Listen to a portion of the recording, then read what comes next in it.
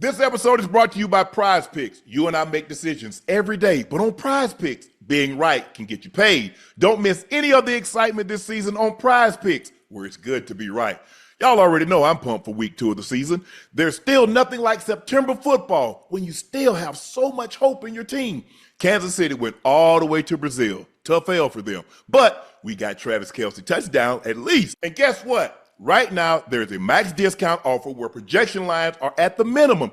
Prize Picks is simple and easy to use. All you need to do is pick more on Travis Kelce 0.5 receiving yards. More. Prize Picks is simple to play. Just pick more or less on 2 to 6 players, stat projections. If you get your picks right, you could cash in. Prize Picks is also the best way to get in on the action on sports in more than 40 states, including California, Texas, and Georgia.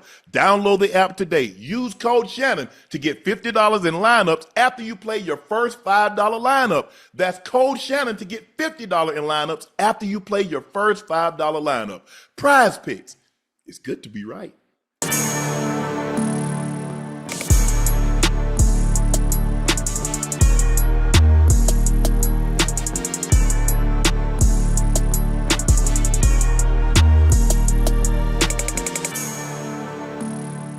Guys, for joining us for a day cap edition. Welcome to Canelo-Crawford Radio Row. I want to thank Netflix. I want to thank the Fountain Blue and all the other sponsors that allowed us to be here today, Ocho. Because of them, we are here today, and we get to bring this Radio Row to our audience who normally wouldn't have an opportunity to see us in this type of environment. So thank you again, Netflix. Thank you again, Fountain Blue, and all the sponsors that's possible for the Canelo-Crawford Radio Row. We have a ton of guests rolling through. This is early. You know how it is. A lot of these people are very, very famous, and a lot of these people come on their schedule. They don't come on our schedule. So what we might have tentatively scheduled for, say, 12:15, 12:30, 12:45, it might be 1:15, 1:30. But they will be here today. We have some outstanding guests on the card tonight coming through to talk to us about this fight. Jim Gray, who's a good friend of mine, who's covered the sport of boxing for 40-plus years. He's going to come here and going to tell us about what he expects from this fight, the buzz that's been generated from this fight, because this is one of the bigger fights, Ocho, that we've seen in a very long time. We see Bud Crawford going up 2 weight classes to take on Canelo, the undisputed champ, at 168. So I'm excited about this. Listen, I'm very excited. It's one of the biggest draws, one of the biggest gates since Pacquiao and Mayweather. So I'm excited. The buzz around the fight, the promotion around the fight, what Turkey Ali has been able to do in making boxing great again, creating fights that people want to see. I'm excited for the fight. Bud going up 2 weight classes. Obviously, I'm kind of nervous. Being realistic, understanding the game of boxing, understanding the sweet science. They have weight classes for a reason. But if there's anybody that can make history and has the mentality to do so and the skill set, is Bud Crawford. I think Bud is looking at it from this standpoint. He's saying, finally, I don't have to strip down. Bud probably walks around at 180, 185, and he's stripping down to 147. He said, now I ain't got to strip down but to 168. So I'm going to have more strength. I'm going to have more power. I'm not going to be in a weakened state come fight night. The thing that, that you have to respect most about Floyd Mayweather, people are like, well, Floyd is a naturally small man. Floyd was dropping 5 pounds. Floyd walk around weight is 155, and he's dropping down to 147. So Floyd also, he trained year round. He didn't allow his weight to fluctuate so much. So what you saw Floyd, for the most part, was his natural weight. So he was able to fight basically his whole career, 140, 147. He did go up to a junior middleweight, 154, to challenge Oscar De La Hoya. But for the most part, Floyd is a naturally small man. Bud is a big guy. People don't realize if you were to see him in person. You got to get up on him. You got to get up on him. If you were to see him in person, then you'll have a better understanding that he's not a 147. No. He fights at that, but he could have fought most of his career at junior middleweight or maybe even middleweight at 160. Absolutely. But I think the thing is, for me, Ocho, is that seeing Bud really only have one fight at 54. So basically, this is a 3-weight jump. He fought most of his career at 147, so he jumps 54, he jumps 60, lands at 168. Where for the most part, Canelo has fought his entire career at this weight. He fought Floyd at 54, but he's been a 60, 68 fighter for the better part of his career. And the question that everybody has, and I think it's naturally so, Bud is saying I didn't have to strip it all the way down to the bones to make 47. Right. So I feel stronger. I feel that I'm gonna still have my quickness, and everybody keeps asking me how am I gonna take a punch? How are they gonna take my stuff? You got to realize there's two people in this ring now. I understand that, but also Bud has to realize we talk about Canelo. Canelo's fought Triple G. He's fought Bivol.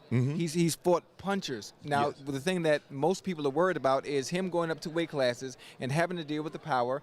But Canelo sits on every punch. Right. And the timing, if Bud can time it, because in order for Canelo to punch, he has to sit. Yes. He has to sit. He's not one that you can't throw power without sitting. Exactly. And he sits and he telegraphs almost every punch. Right. And he punches with intent to hurt. Right. Every time. Right. So if Bud can pick and choose, when to engage, win the box smart, obviously has a great ring IQ, I think he's going to be okay. He's going to have to outbox Canelo. Yes. No slugfest. Nah. No ego. I can sit here. No. You got to fight smart. That's how Floyd was. Now, he was younger when he fought Floyd, but Floyd was able to time everything that he threw came back. Yes. And Floyd already knew where the punches were coming from. So you trying to sit down on punches and hit on Floyd, Floyd's like, I got something for you. That's how Bud is going to have to fight him. Yes. Bud is going to have to look to counter everything, knowing that the punches are a little slower when you sit down because they're not as fast. But like you said, he got power. Yeah. He got dynamite in his hands now. He's looking to turn the lights out of the building. He wants to put on a performance. Yes. Because people like, man, Canelo just fighting these guys, and he's fighting these guys that are past their prime, and that you look at his resume, you're like, yeah, but look at the guy. He had lost 3 of his last 4 fights. Right. He was 36 years of age when he fought Canelo. So Canelo is probably going to look out here to make a statement. Because if he beats Crawford, he's going to say, what are you going to say now? Yeah. People are going to look. When you're great at something, people are going to nitpick. Yeah, absolutely. People are going to say, well, you fought Crawford, he was 38. Right. You didn't fight Crawford at 30. You didn't fight Crawford at 32. You didn't fight Crawford at 28. So they're going to find something to nitpick. Always. They did the same thing with Floyd. They said, well, Floyd, look at who Floyd beat. But look at when he fought him. He fought him when they wanted to fight. And so I think it's going to be the same thing with Canelo, but I'm expecting fight. Yeah, absolutely. The one thing I do know, he's not going to back down. No, absolutely not. He's not going to back. So sometimes, Ocho, you got to swallow your pride and say, look here, I'm trying to win the fight. Are you trying to win the fight or are you trying to prove a point? Yeah. Because if you're trying to prove a point, I don't think sitting in the pocket and going toe-to-toe with Canelo is not the way to do it. No, I mean, the common sense and understanding, obviously going up 2 weight classes, they have weight classes for a reason. For those of you who watch boxing, who understand the speed science, you have to outsmart him. Yes. Technically, Canelo is one of the most gifted, whether it's offensively or defensively. His defense is great, and his defense at times is his offense, and offensively he can be a juggernaut when he sits on those punches. Bud, ego aside, pride aside, he has to put on a boxing clinic similar to what Mayweather was able to do. Even though their skill sets are different, he has to outbox him. Go back and look at when Ali fought Foreman in the Rumble in the Jungle. He didn't sit in the pocket. No. He let him tire himself out, and then boom, landed. Look at Sugar Ray when he fought Hagler at 160. He's like, nah, I'm not sitting in the pocket, bro. He flurried the last 15, 20 seconds, crowd going crazy. The judge like, oh, I think Sugar Ray won that round. Huh? Yeah. That's how you're going to have to fight. You don't, look, prove the point by, look, I took this fight, I moved up 2 weight classes, I fought somebody that somebody at a lower weight didn't think I could beat. Right. And so now here I am doing what many thought I couldn't do. So at the end of the day, if they raise your hand victorious, that's all that matters. Nobody is going to remember how. They're just going to remember, man, Bud beat Canelo. Made history. And he moved up 2 classes to get it done. Yeah. So you have to be excited, ecstatic about that. I'm excited about this. Yeah, fight. Most definitely. Most definitely. Yeah. Jim, come on. We have Jim Gray. Jim, what's up, baby? You good? How's it? Good to see you. How you doing? My guy. Good to see you, Jim. Don't have you. Oh, my goodness. It's great to see you guys. Good to see you. Sir. Jim, look, Jim, you've covered the sport of boxing 40 years. Am I being conservative? 50. 1977. Okay. What is that? 48 years. Oh, my 48 God. years. I love it. My first interview was Muhammad Ali. I was a videotape editor. What was that like? I've watched the clips. He was so savvy with his wordplay. What was that like in person? So it opened all the doors for all of this for me. Yes. I was a videotape editor. They were Okay. converting from film to videotape. Now Right. we have all this digital, so people don't even know what film was. Okay. Right. And I was at the ABC bureau in Denver, and all the guys in the union who were with the film, they took the buyout. They took the union buyout, so they hired a bunch of young people. Yes, sir. So I was 17 years old. Wow. So I was in my booth at 7 a.m. editing the Broncos with Red Miller getting ready for the draft. And Ali was coming to town. He was going to fight Leon Spinks, and he was going to fight Lyle Alzado in an exhibition. Okay, at Mile High Stadium, their stadium back at the time. So they came running at 7. Ali's 2.5 hours early. You know something about sports, go interview him. Well, I was dressed like this. No sport go. I had a T-shirt, ran out to Stapleton International Airport, interviewed Ali. He gave me 45 minutes. Wow. Came back. First question I asked him, he said, "You doing this interview? You don't even shave." Well, the whole entourage was there. Right. Bundini and everybody was there, and everybody started to laugh, so it relaxed me. He started to laugh. After the fourth question, he gave me the nicest compliment I ever had. He said, "You sound like the local Howard Cosell." So anyway, I took it back. Make a long story short, I was editing myself out. They weren't going to put me on ABC. They were going to put me. The head of the bureau walked in there. His name was Roger Ogden. He didn't even know my name. He said, "I want to see this Ali tape." He stayed in there for an hour and a half. Yeah. An hour and a half. He got up and he said, "You and this videotape are going on the air. It's barely adequate." So when I got into the Boxing Hall of Fame several years ago and the Basketball Hall of Fame, I said somehow barely adequate ended up here. That's dope. That's dope. But what happened was, so Ali did the interview, and back in those days, ABC was connected underground by the fiber optics to all the stations. There was a man named Frank Reynolds who was World News Tonight before Peter Jennings and Ted Koppel. David Muir does it now, but he sat in that chair. He saw this go across on ABC DEF. DEF was daily electronic feed, so they put it on the ABC DEF. He saw it, he took it down, he put it on World News Tonight. Ali having a good time with a 17-year-old kid. Oh, that's dope. And that's dope. Ali saw it in Houston on the next stop of his press tour, and he saw what a good time. So then Ali had me come and interview him before and after all the rest of his fights.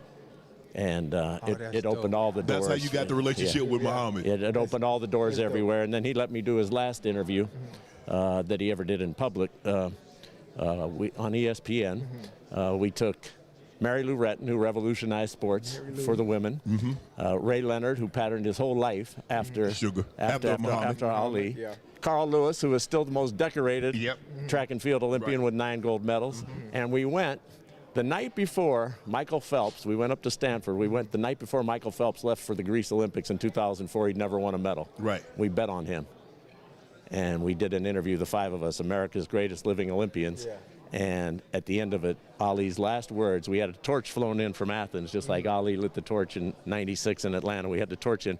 Ali got up out of his chair, handed the torch to Michael Phelps. He said, "I'm the greatest, you're the latest, it's up to you, go win all those medals." That's dope. That was, if I'm not mistaken, that was Phelps' first Olympics.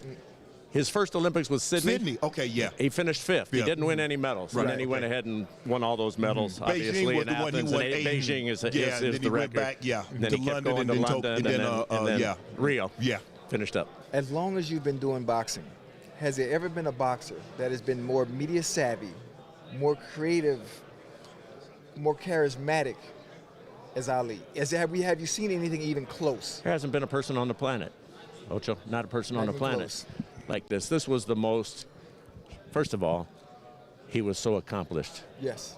And he was excellent, okay? So then he had that ability to connect with everybody. He did. And it didn't matter whether it was the chairman of the board or the janitor. He had time for everybody. I've never saw Muhammad in a hurry. Right. And I got to go all over with him. And he looked you in the eye, and he cared. He cared. It wasn't a one-way exchange. And he had self-awareness, so he knew what he meant when he was talking to you. Right. And it meant something to him. Right. So, no, you know, him and Nelson Mandela, the most remarkable people I've ever met and been around. And obviously I didn't know President Mandela, but I got to interview him. But Muhammad Ali, being around him was just total joy. And Lonnie, I mean, just everything about him. Jim, you mentioned that the accomplishments, and he was a great amateur, and he goes to in 60 in Rome. He wins the gold medal.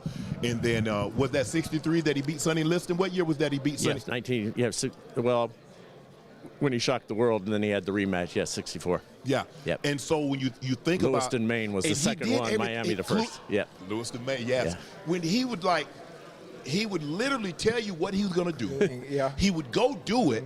People like, how? He's so, and it turned some people off because we like athletes humble.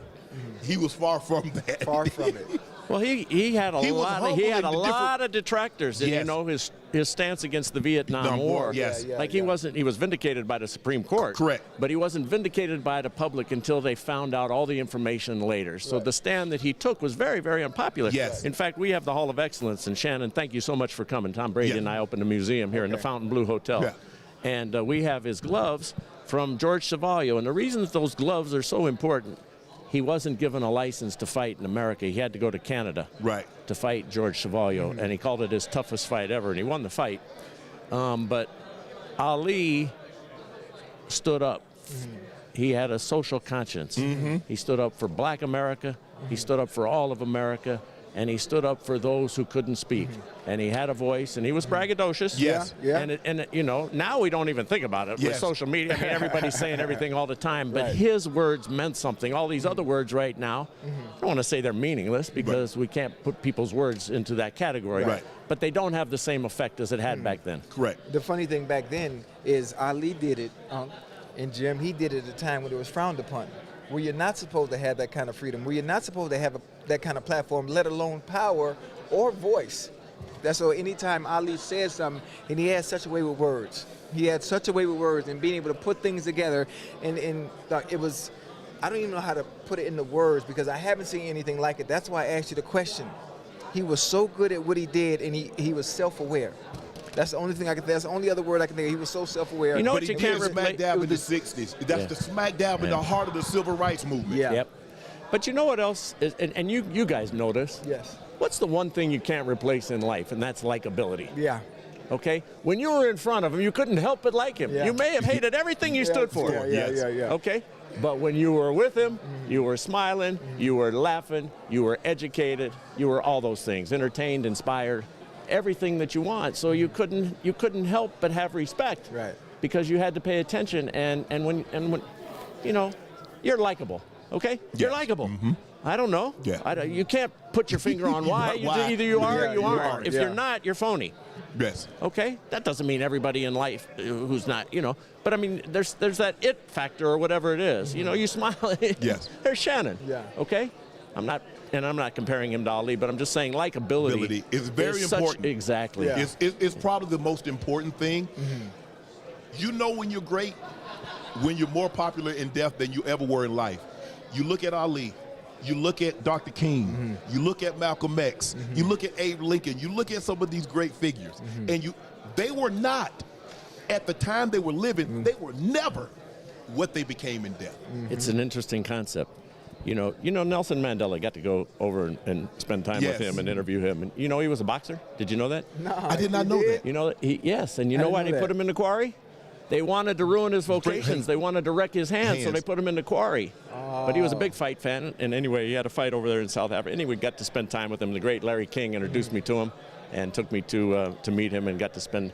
And, you know, he said that Maya Angelou wrote something for his speech on reconciliation, which is the most simplistically brilliant thing I'd ever heard. He said, people will forget what you say and people will forget what you do, but no one will ever forget the way you make them feel.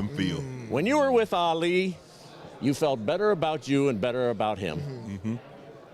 Think about that. Yeah. How many people you walk away from in life today that when you leave them, you say, boy, that sure feels good. Yeah. Jim, this fight, you've been around some great fights. I mean, Sugar Ray and Marvin Hagler and the Tyson era when there's nothing like a heavyweight fight. Do you notice the buzz with Canelo-Crawford? Is this what boxing kind of needed? It needed it bad. The institution needs this. The best fighting the best. Okay, yes, they're not both at the same weight, and Bud's taking a risk coming up. A huge risk coming up. And, you know, he's also getting well compensated, and he feels that the risk is worth the reward, and the reward will be great if he can pull this off. But it needs this. Yes, we need the best fighting the best, and we don't have that so often. You know, promoters and all these folks who get involved in this, you know, they've been provincial for whatever the reason, and they've stayed true to their guys who they promote on their networks where they have licensing deals. This has crossed all of these lines. It's on Netflix. The whole world can tune this in. Yes. The millions upon millions here. And it's going to be over at Allegiant Stadium where the Raiders play. Yeah. In an NFL stadium, it's going to be the biggest crowd in the history of Nevada to watch a fight. And look who's fought here. Ali's fought here. Holmes has fought here. Hagler's fought here. Hearns, Mayweather, Pacquiao, Tyson, the great Mike Tyson. I mean, so when you look at what this is, yes, the institution needs this. The institution has been suffering. And now you've got Dana White and Turkey, and they're putting together this fight. And by doing this, you know, it's bringing people to see the best. We can't assess what the fight is afterward. We can't say it's one of the great fights of all time until we see it. Exactly. So we don't know that. I mean, I did a fight over here at Mandalay Bay. Greatest fight I ever saw, Castillo-Corrales. Oh, yeah. Oh, my God, There were 5,100 people there. Right. And they play that back now on YouTube and all over when we were back at Showtime. It's the greatest fight ever. Right. Corrales had no business with it. Nobody thought that before, so we can't say what this is going to be until, you know, till it happens. Till Saturday night at midnight. So do you think the resurgence of the sport of boxing is happening now because of Turkey's interest in the sport now and being able to make some of the great fights that myself, a huge boxing fan, do you think him being interested in boxing has allowed now boxers wanting to take that chance, and most of them not taking a chance because they don't want that zero? Nobody wants to lose. It certainly helped a lot. But, you know, the zero doesn't define you. How many games did the Philadelphia Eagles lose last year? Right. How many? I don't know. What was it, 4 or 5? Yeah. I can't remember. 2 or 3. We can't even remember. Right. Okay? This isn't, you know, boxing should not have been. Floyd ruined this sport. Floyd Mayweather ruined this sport. I don't mean that personally. No, he didn't. I love him personally, and I love his accomplishments and his achievements, and he was great to me. He was great to Showtime, and I'm friends with him to this day, and I admire and respect him. But he ruined the sport because the only thing that mattered was the zero. Yes. Okay, and so what did that do to all of these other fighters? Everyone else worried about the zero. But we do that too, though. Because if a guy loses a fight, we throw him to the wayside now, Jim. Well, it's not the NCAA tournament. It shouldn't be that. I know. Look at when Duran and Hagler and Hearns and Leonard and all these guys fighting each other all the time. But we didn't criticize them when they lost. When Sugar Ray lost to Duran, we didn't criticize it. When Hearns lost to Leonard, we didn't criticize it. When Hagler lost, we didn't criticize it. These guys lose now. If Shakur Stevenson lose now, we're going to criticize him. If Tank Davis why are you doing that? Because I've been following the fight. Right. I'm old enough to remember the 80s when they had the Four Horsemen and they fought. The best fought the best. Yeah. It wasn't no ducking and dodging. In the 70s, the heavyweight, Norton fought. Foreman fought. We didn't get mad at Frazier when Foreman beat him? No, 3 times. Right. Foreman fought Ali 3 times. But no, Frazier fought Ali 3 times. Yes. Foreman and Frazier fought once. That was enough. Yes. He damn near went through the rope. That was it. But I'm saying, but we didn't diminish what Joe had accomplished or what he could do in the future. No, we did not. It was a setback. But why did we do that, Jim? Jim, you've been around this thing for 5 decades. I'm not sure where all that turned, and I'm not sure why. I can't pinpoint it. And I don't really mean to blame Floyd, but Floyd. No. Floyd is great. Floyd fought. They couldn't beat him. But think about where the zeros have only mattered in a career. Think about that. 16, whatever, 14-0, then 17-0, Don Shula and the Miami Dolphins. Yes. Okay, so then that defined their lives. Yeah. Okay? Right. Not that he was the greatest coach in the history with 347 wins. Right. It was the undefeated season in which he's known for. So maybe it was 72. Bobby Knight, he's the last one, 1976, when they went undefeated. With the Hoosiers. But you know who never defined, I don't want to interrupt you, go ahead. No, you're good. No. You know who never defined themselves by winning? Or never mentioned the word win once? Never once mentioned the word win to his team. John Wooden. Wow. And he won, what do you have, 3 undefeated seasons and 10 national championships, and Bill Walton and Kareem and all these guys, Jamal Wilkes. You know, I think the difference is the era of boxing that you're talking, the era of boxing that you started out. You think about the era of boxing that we're in now. I think fighters are scared to take the chances because it ruins being the A side. Having a loss or 1 or maybe 2 or maybe 3, it ruins your purse, what you're able to command. So I think it's the financial reasons on why they don't want to take those chances. And I think, again, with Turkey coming into the game now, Dana White being a part, and all the different sponsors and advertisers, I think more boxers are going to be willing to take chances against opponents that are just as skilled, that are not as flawed, and you're not fighting inferior opponents anymore, and you're giving the people, the fans, fights we really want to see. I really want to see Shakur Stevenson and Teofimo Lopez. Absolutely. I really want to see that. Well, you know, here's what it is. It needs a model that can work. The other model hasn't worked. If the other model worked, we'd still be on Showtime. HBO would still be in the game. ESPN wouldn't have gotten out of Top Rank. Right. You know, we wouldn't have what we have.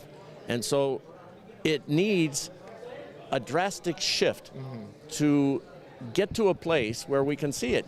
And what happens when this doesn't work, we don't have people coming up in the pipeline. Right. Like, because they can't get exposed. Right. So if you don't know any of these people fighting, why would you go buy a ticket? Yeah, true. So it needs this, and so it's at the right time. And, you know, and by the way, there's been disruption in everything. Look at the disruption in television and streaming and podcasts and radio. Everything kind of moving digitally. I mean, just look at how everything has changed. So boxing has to go with it. Yes. And it hasn't. And now the time may be right. You know, I hope so. Speaking of great fight, speaking of boxing, there's a great fight coming up that I want to make sure that you're there to announce. Unc, I'm fighting on behalf of us, and I want to know your thoughts on Jim. I want to fight Andre Ward. 10 rounds, 3-minute rounds. What do you think is going to happen? Wait, before you say anything. Did you get to wear your helmet? No. I'm not wearing my helmet, but I'm going to beat his ass. Why? What's the problem here? He has a punchable face. Oh, my goodness. So I just want to know how you think that fight's going to turn out. 6 months of training. We're going to fight here in Vegas. It's a very famous saying. Yeah. I'm on your show, so I want to be a good guest. You don't play boxing. No, you don't. You can't play boxing. Absolutely you can play football. Yeah. You can play baseball. Yeah. You don't play boxing. No, you don't. And So, I understand think that. this one through. Yeah. I did. I talked. Jim, let me ask you this. If Crawford were to pull this off, where would you rank this as far as upsets in the world of boxing? Wow, that's a good one. That's a very good one. Well, it's not Buster Douglas because the man's 41-0. Okay, Correct. so it's not Buster Douglas against Mike Tyson, so it doesn't go up into that. Who we thought was unbeatable. It's not Rocky Balboa. Okay, some guy we never heard of. We know Bud Crawford and we know he's great. Right. Okay, you know, perhaps it's Holyfield over Tyson. Wow. Perhaps it's Holyfield over Tyson, the first fight. Yes. Not the ear biting. Yes. Right. Because I don't think anybody saw that coming. No. And Holyfield was an accomplished fighter who'd done great. Yes. You know, cruiserweight champion and so forth, and you know, so that might be a good comparison. What do you think of that Roy one? Ruiz? Roy moving up from 68 to, and he ended up weighing at 193, gained 25 pounds. He took the heavyweight title from John Ruiz. I'm trying to think of guys that have moved up. Ruiz wasn't in the Canelo. Not even echelon. close. Would you think of, yeah. Right, he won who'd he beat? Right. Deontay? Yeah. Or whoever he had beaten, Joshua? Yeah. Beat Joshua. What about Spinks over Ali? Well, that was huge. That was big. I'm old enough to remember that. Again, that was a guy who'd had very little fights. Yes. And you know, he was an Olympic champion, and so there was hope for him. Yes. And but Bud Crawford is huge. Bud is really accomplished. So he's not in the Leon Spinks category. No. I mean, moving up in weight, it's tough. And Canelo found that out against Bivol. I mean, you know, look, he thought he was going to pick a fight that he was going to win. Yeah. Right. All right, and the guy was bigger and stronger, and he had a better night. Yeah. Right. And so that's a hard. But I kind of like Holyfield over Tyson because Holyfield was accomplished. Right. Yeah. Handicap this. What do you think? You think it goes the distance? You think somebody ends it? Well, nobody's gone down, so I don't know what would cause. I don't see how Bud Crawford can hurt Canelo. Wow. I just don't see it. He might outbox him, and he might outpoint him, and he might do all of those things, but it's hard to see Canelo going down to Bud Crawford, a smaller guy. Right. Now, the interesting thing about this is Bud's 3 years older, but he's only fought half as many rounds. So Canelo has so much more experience, but he's also been punished more. Yes. He's taken on. And if you look back over the past 7 years, you know, Canelo's, you know, who's he beat? But then you can look at Bud and you could say, who's he fought? He fought Errol Spence after he flipped his car 19 times. Right. And he was damaged. Yeah. And this isn't to take away, because they're only fighting the people who are in front of you. Right. And so that we love to see, we rewind the hands of time and put a prime Sugar Ray, a prime, Hearns and all those Duran, but that ain't happening. You got to fight who's in your era. And the era of fighters that we had in the 80s in that division, in that class, it's just not there anymore. See, we let the other one bake too long. Floyd against Pacquiao. That was the last big fight that we had, really, in Las Vegas. You could say, look, Wilder and Fury, I don't know how Deontay Wilder, he hit that guy. I still don't know how Fury got up. That was Frankenstein. He hit him flush. But that guy got up somehow. I mean, Jack Reese helped. Jack Reese literally counted to 23. It was supposed to be a 10 count. I mean, come on. Who are you? Who am I?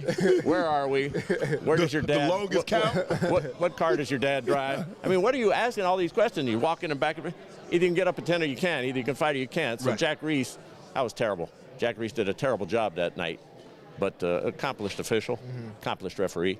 But that was bad. But you could argue that was, there was some compelling to that. But we really haven't had anything quite since Pacquiao and Mayweather, and unfortunately that it just took too long, and then Pacquiao had a bad shoulder, and Floyd won the fight. Is that why we're getting all these exhibitions now? Because boxing is missing, and we want those guys to be able to fight again, and so we're willing to pay, we're willing to watch them way past their prime. A 60-year-old Mike Tyson against a 40-plus-year-old Floyd Mayweather, or we get a Jake Paul fighting a Tank Davis. Is that why we're seeing what we're seeing now, Jim? I'm always for you guys. I'm always for the athlete. Yeah. So I don't get into all of that. I mean, Jake Paul has brought people to the television set that wouldn't normally come. Correct. Now he's becoming a better boxer, I guess. Yes. I did his first fight when Tyson fought Roy Jones during COVID. And Mike put on a great performance against Roy Jones, and that was a terrific exhibition for a guy. I think he was 55 at the time, Mike. And so that was cool. And then Jake came on the scene that night. He knocked out Nate Robinson. Yeah. And he's tried to enhance his growth, but he's fighting a bunch of people that aren't really in the genre of he's fighting MMA guys and UFC guys and so on and so forth. And now his next fight is against Tank. I mean, there's it's 70 pounds. I mean, yes. Georgia didn't even know if they're going to license it. I don't know. We don't know what's going to happen with all of this. So I guess it's good that he brings folks that he wouldn't bring, so they get exposed to boxing. But on the other hand, this is what the game is. The guys who've dedicated themselves, their lives, to the sport. And again, I'm not against anybody doing anything for their livelihood. So if Mike wants to fight, I hope he doesn't get hurt. And people are going to pay to watch it. And I want to say this about Jake Paul. I didn't know this, but Jake Paul had tremendous humanity. He could have hurt Mike, and he backed off. Yeah, he could have hurt him, and he had the decency and humanity not to. Yeah. All right. So you heard it here first. What? Jim said it's okay to beat up Andre Ward. Okay. You need the money. You need to fight. We're going to be here to support you. You need to prove something. Go ahead, prove it. Yeah. But guess what? They gave you a helmet for a reason. Jim, thanks for joining us, man. Appreciate it, Jim. Thank you for having me on. Always good to be with you. Broadcaster, thank you so much for joining us, Jim. Thank you. Hey, that was dope. Yeah. That was dope. Appreciate you guys. Hey, Jim, appreciate you, Jim. baby. Come on down. Go down. Go down there. This is the second floor. Okay, I'm going to check it out. Yeah. Just tell Howard. Bring whoever you want. I'm staying here. Just tell him I said you need. He'd been there. You went through the other night, didn't you? I did. Jim, good to see you. Appreciate you, bro. Call me. Here in town. Yep. Go have some dinner. Will do. Okay. Legendary Jim Gray, ladies and gentlemen. Thank you so much, Jim, for joining us. Thank you. That was dope. That was live. That was live. He's coming. All right, our next guest coming to the stage right now. Here he is. He's all the way. He's walking to the stage as we speak. Here he is, ladies and gentlemen. I'm going to fight him, too. Oh, you want to fight him? I'm going to whoop his ass, Chad. Okay. Hold on. What's up, right? What's up, baby? Caleb Plant, ladies and gentlemen. I'm here. What's up, bro? You good? Bro, thanks for doing it. Tar. I got to sit beside Chad. You going to come through? Yeah. Oh, right. My God. Hey, Tar. You want to fight? Huh? All right, let me know. All right, ladies and gentlemen, we have Caleb Plant joining us. Caleb, how you doing, man? Man, doing well. Appreciate y'all having me on. Appreciate you coming by. Obviously, we got Canelo-Crawford. We got Crawford moving up 2 weight classes. Basically, he's only had 1 fight at 54, so basically, it's a 3 weight class jump because he's going from basically 47, skip 54, skip 60, going to 68. What are your expectations in this fight? Because everybody's like, can Bud take a punch? When he feels Canelo's power, will he retreat or will he try to send something back? How do you think this thing plays out? Well, I think it's going to be a good fight. I don't think it's going to be a snoozer. I don't think, and if we were to take a guess at who would allow it to be a snoozer, we'd have to guess Terence because he's in the lower weight class. If he gets hit, is he just going to get on his bike? Right. And that's just not in Terence's DNA. No.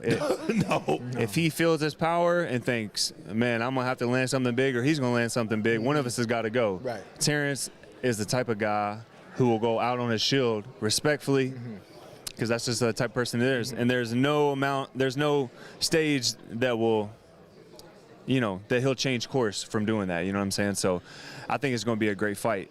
We thought we was going to get that type of fight with Charlo, and it seems like when Charlo felt Canelo's power, all of a sudden he's like, no. Yeah. But knowing Bud, watching Bud fight, that's not Bud's mentality. Bud is going to push forward. Now, I don't recommend standing in the pocket. No. Bud can box. And I think in order for him to win this fight, I don't believe he can beat him in a slugfest. I believe he's going to have to outpoint him. What say you? I think that the thing about Terence is he can fight left-handed, right-handed, and just as importantly, he can fight at long range, he can fight at mid-range, and he can fight at close range. And, what do I know, right? But I think, I think it would be wise of Terence that he's either going to be boxing on the outside or he needs to be all the way inside. He doesn't need to be in between. He doesn't need to be at mid-range. And when he's on inside, he can smother, but he doesn't just have to do that. He can fight on the inside. He can box on the inside. He can take angles on the inside. But he needs to be close. So he needs to either be all the way in or all the way out. And that's just my, 2 cents on that. But at the same time, there's a saying for a reason, and it's that there are weight classes for a reason. You know what I mean? And as you spoke to, Terence only fighting once at 154 against Madrimov, which he won, and now moving up 2 more, but spending most of his career at 47 and 40 and 35. But with the greatness that he's accomplished and how great he is and how great, it's like, where do you draw the line in the sand on the tipping point? Right. And that's what I'm excited to see. If you could write the perfect story with it coming to an end and your control of that ending, where you are right now in your boxing career and everything that you've accomplished, what else do you have left that you want to achieve in that story? I think, I think children give us new perspective. You know what I mean? Yeah. And Congrats, by the way. I'm a daddy of 3. Got, 2 here with me. And, I think it's important that we show our children that even if we stumble, even if we fall, that's no reason to stay down. You got to get up, you got to dust yourself back off, and you got to keep going, regardless of what social media or the world or your best friend is telling you. You owe it to yourself. And so just for me to add to my legacy of accomplishing what I can, whether that's another world title or, there's big fights out there for me that where a title's not even involved. Right. And so I'd love to be a part of those big fights. Put more money in my bank account don't hurt neither. You know what I'm saying? But money's not my continuing reason. You know what I mean? It's about showing my kids and my children what you can do if you put your mind to it. Right. Do you think the addition and the resurgence of Turkey Ali interest in boxing has changed the landscape of it, allowing some of the great fighters to take chances fighting other great fighters? Yeah, I mean, if he's trying to bring it together as a whole and one, where there's not other companies, is that what you're speaking to? Yeah, in a sense, boxing fans like myself, it was very difficult for us to get the fights that we wanted to see. Yeah, because but so many fighters weren't willing to take chances. They don't want to take any. Want to protect the zero. Yeah. For instance. But Turkey's not going to be able to change those fighters' minds. You don't think so? It's up to the fighter, right, to decide that I may lose my O, right, but me proving how great I think I am is more important than that. Right. And I did that before Turkey got here. Yeah. And not that Turkey's not a great thing for boxing. Right. But I'm just saying, him coming along doesn't necessarily mean that he's going to be able to change everybody's mind. He didn't change Terence Crawford's mind because Terence has been doing that. He didn't change Usyk's mind because Usyk's been wanting to do that. Yes. You know what I mean? Yes, sir. And so, I like that. I like what you said. Yeah. Chad, listen to what he said. Greatness is not tied to a zero. See, people have tied boxers, a lot of boxers have tied greatness to undefeated. Sugar Ray Leonard and Hearns and Hagler and Ali and Foreman and Frazier, they fought the best because I believe I'm great. Yeah. Whatever happens, I believe I'm great. And if you think you can beat me, then let's get out there and roll the dice Let's and see. prove it. Let's prove it. Yeah. And, you know, not all, there's fights before, let's say before Turkey came along, there's fights that haven't gotten made. Some of those may be because of powers that be, right, but I can assure you that a lot of it is because there's certain fighters that don't want to get in there and be proven wrong. Right. And they're only going to fight fighters who they know they can prove themselves right against. Yes. But that's not greatness. Right. That's the witness protection program. But, hey, if you think about it, let's say, you know what, I can fight somebody that really challenge me. And there's a chance I could lose. And I could lose. Yeah. I can make 20 million, or I can fight this guy I know I can beat and make 12. Give me that 12. Yeah.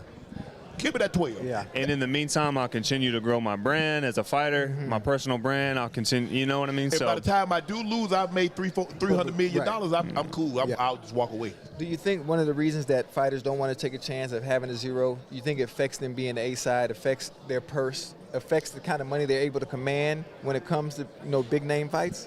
Yeah, there's fighters out there. Like, for instance, you know, I lost my last fight. I'm still one of the most popular fighters in boxing, right? But you're a draw. You're different. But I'm a draw. You're a draw. But I'm not saying my team is doing this to me. Yeah. By no means am I saying that. But I'm saying there's other people out there who work in boxing who will tell a fighter, we'll try to convince him otherwise. Oh, you lost, so you're not a big draw. So now we're going to pay you this instead of that.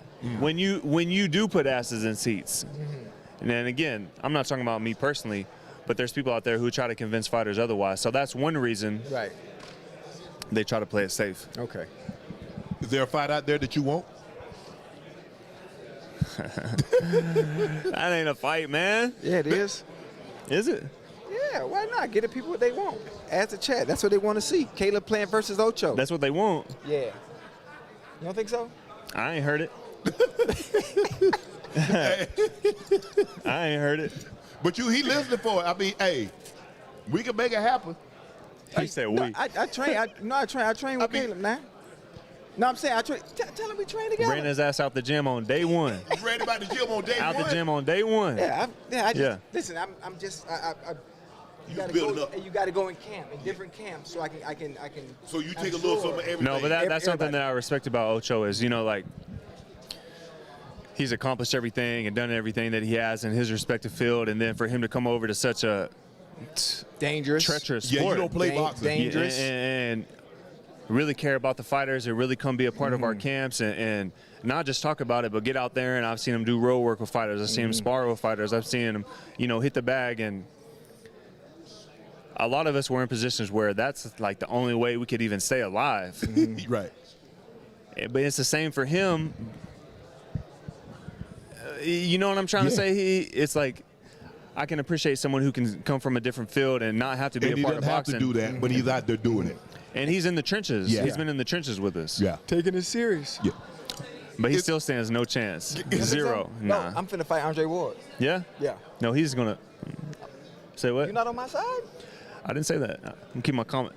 Okay. What was you about to say?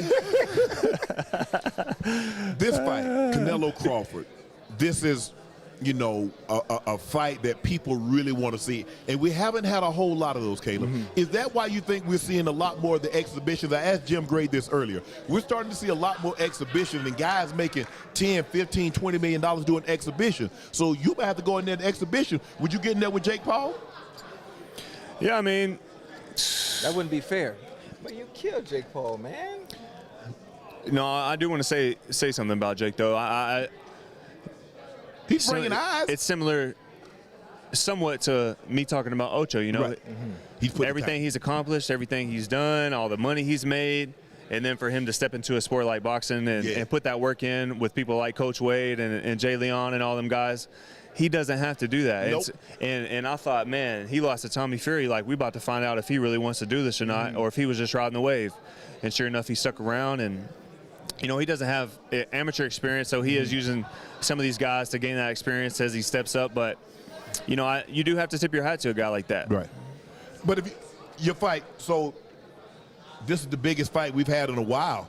And we don't get big fights like we used to. We used to get big fights damn near every other month, at least 2 to 3 times a year. This is the biggest fight that we've had in 25. So who would you like to fight that, you know, we was like, okay, man, we're gonna come out, man. We need to see this. We need to see this Caleb Plant fight. We need to see. This is what we need. This is what we need to tune in for. Yeah, I think me and Berlanga. Yeah. You know, that's a fight that I've been calling for.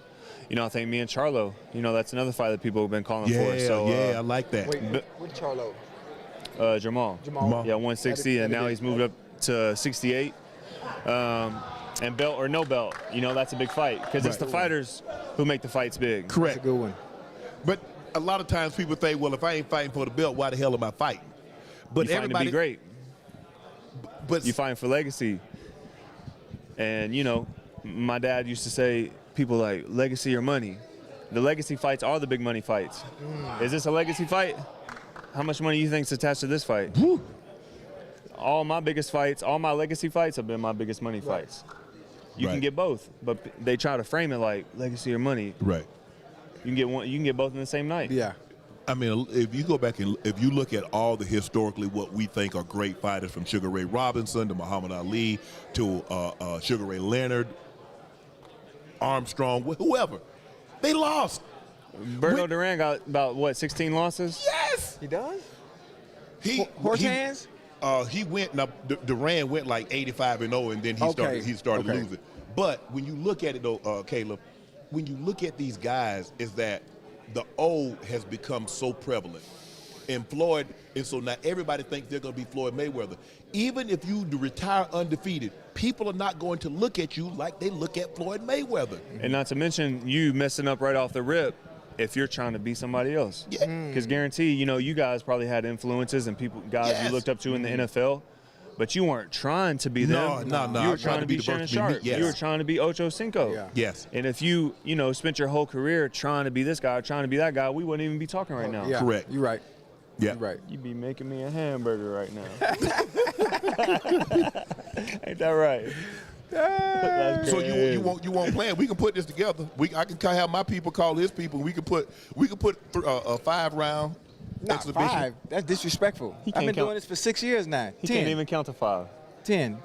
You want 10 rounds? Okay, we'll do 10 2-minute rounds. Nah, 10. That's disrespectful to the sport. Look, we'll do 1-minute round, 3-minute rest for you.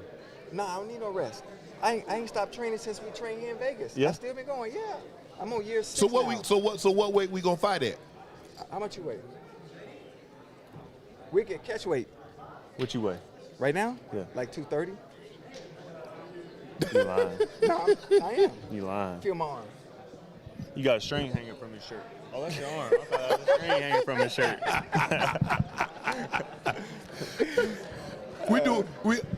We do 68. 68. He can't get that. I mean, he 185. He might can only do 75. Whoa. Can you come to what? Can you do it? Can you meet him in the middle? I'm 205. No way he can make a 68 with a noggin like that. Nah, he ain't making no 68. I wouldn't make that. 75. He probably about 88 now, so he might can come to 75. I'm 205. He ain't I going knew to you wasn't 68. 230. You're 205. I'm 205. Huh? Okay. 205. Now I'm gonna focus on Andre Ward. I'm focused on Ward. You won't even make it to me, brother. So if you have to handicap this fight, it goes the distance, somebody ending it. So we go into the scorecards. How does this thing play out? Man, he got outboxing. That's it. He's going to have to be all the way in, be all the way out, be smart, not exchange in the mid-range too much. And it's hard to say. You know, for me, like, I always give the boring answer of we're just going to have to see. But when you have two great fighters in there, you can guess what you think might happen, but that's really all it is at the end of the day. Right. You know what I'm saying? It's Terence had a fight like that before with somebody. No one could guess that things were going to go down like that. Right. You may him and Spence. You know what I'm saying? Yeah. You can guess, but you know, a broken clock's right twice a day, right? Yeah. So I think it's best that we just let the fighters get in there and show us what it is. I like the question that everybody asks: can he take his power? Once he feels his power, will he retreat? Canelo, I mean, when's the last time Canelo stopped somebody? It's like, well, can Canelo stop somebody? But normally Canelo is fighting people at 68. He's fighting people, 68 or above when he fought Bovell. But now he's fighting a much smaller man, and he feels that he can sit down even more on those punches. And does he try? It's like, I can really, really make a name for myself if I get Bud up out of here. Yeah. And there's a chance of that happening. I think that's why everyone's intrigued. Now, is it going to happen? We don't know. Now, another thing is, Canelo's got a great chin. He's been hurt by Miguel Cotto's brother like 15 years ago, but he hasn't been rocked much since then. Now, is that to say that Canelo can't Crawford can't clip Canelo? Yeah. He can, but we also have to remember, even though Canelo is the harder puncher, in boxing, it's not about who's the harder puncher. It's about who lands the harder punch. Right? In timing, yeah. You know what I mean? He had some battles with Golovkin. Yeah. And Golovkin hit him with some. How he didn't go down from some of those shots that Triple G hit him with? Yeah. I still don't know. And even like Berlanga saying he hits harder than Canelo, but when they fought, he didn't land the harder punch. Right. Yeah. You know what I mean? And landing the harder punch takes time and distance, rhythm, IQ, trap, setup. So just because you hit walk harder, somebody into something, move it in a direction, and you catch him clean, it's a shot that you're not expecting. Anthony Durrell hits harder than me, right? Right. Yeah. Oh. So. Caleb Plant, ladies and gentlemen, he said, hey, you're going to have to watch this fight to find out who wins. But he said he can take Ocho. Easy work. I recommend 10 2-minute rounds. 10 2-minute rounds. 5 2-minute rounds. Wait, good to see you back. Yes, sir. All right. Yes, sir. 230 my ass. Hey, you gonna feel it? No. What, What, you about 75?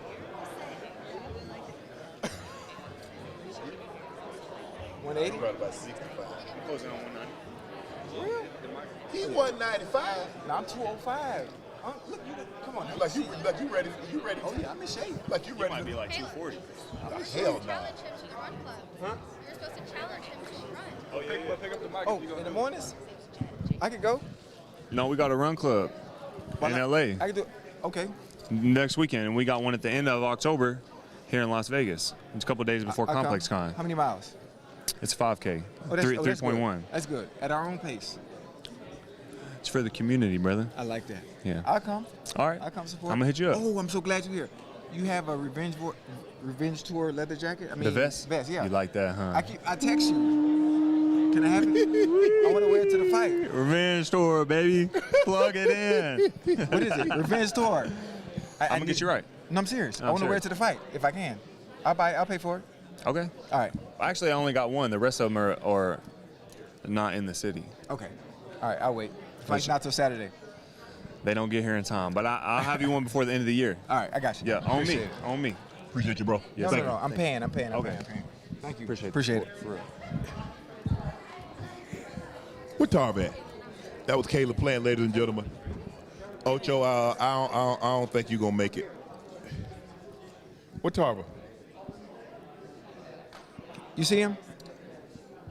Oh yeah, he had that table over there. I'm intrigued. I'm excited. Caleb Plant says, look, he needs to be all the way out or all the way in. Nothing mid-range. nothing that he can find himself on the end of a punch that Canelo is set down on. Yes, sir. There's something to be said. Canelo is the bigger man. He's used to fighting at this weight. I think the thing is that fighting 12 3-minute rounds at that weight, walking around at 168 is one thing. Being in a fight where you have to mentally focus in, which burns a lot of energy. You got to move, which burns energy. You got to throw punches, which burns energy. Yeah. Those are some of the questions that we're not going to be able to find out until Saturday night. Yeah, until it happens. Like Caleb said, you know, we can speculate, well, I think this or I think that, but at the end of the day, we're not going to know until ting, round one, round two. Well, hopefully it goes far enough so we can see how this thing plays out. And the funny thing, too, about the fight is Canelo, I'm sure he's watched film on Crawford. Crawford has watched film on Canelo. And you can watch as much as you want. And you get in there and it be completely different, round by round. Well, nothing is ever the same. I think the biggest thing is what Bud told us. He says, I watch tape, but I do realize this. That guy's not going to fight me like he fought them. Because those guys he were fighting isn't me. Canelo knows Bud is not going to fight him like he fought those other guys because those guys aren't him. He's never fought somebody okay, when they go into the ring on Saturday night, Canelo might be 190. 195. Canelo probably walks around at 195, 200 damn pounds. That's possible. That's possible. But a fighter style doesn't change. Even though you have a different opponent in front of you.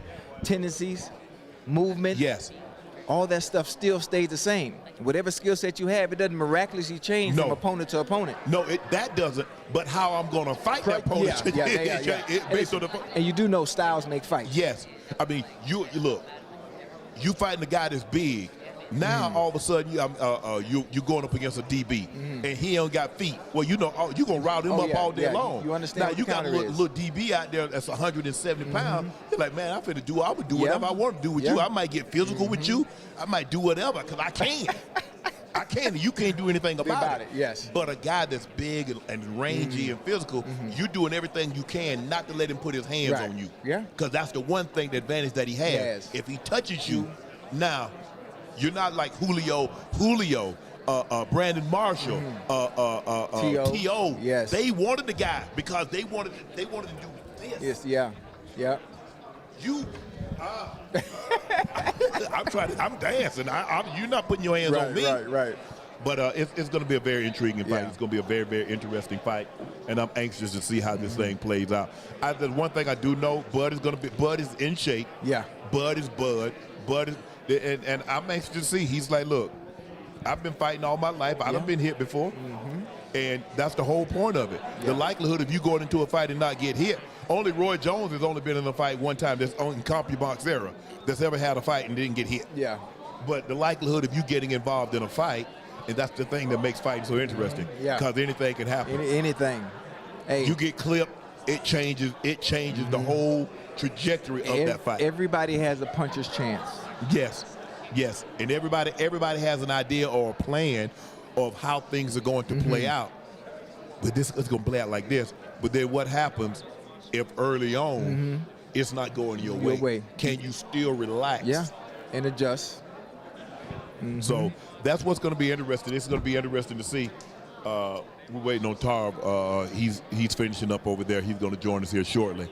It's going to be because here's a guy that fought at Tarver fought at 6. I think Tarver broke in at 68. Ended up going went to light heavy. So it's going to be very interesting to see how this thing plays, how it shapes up.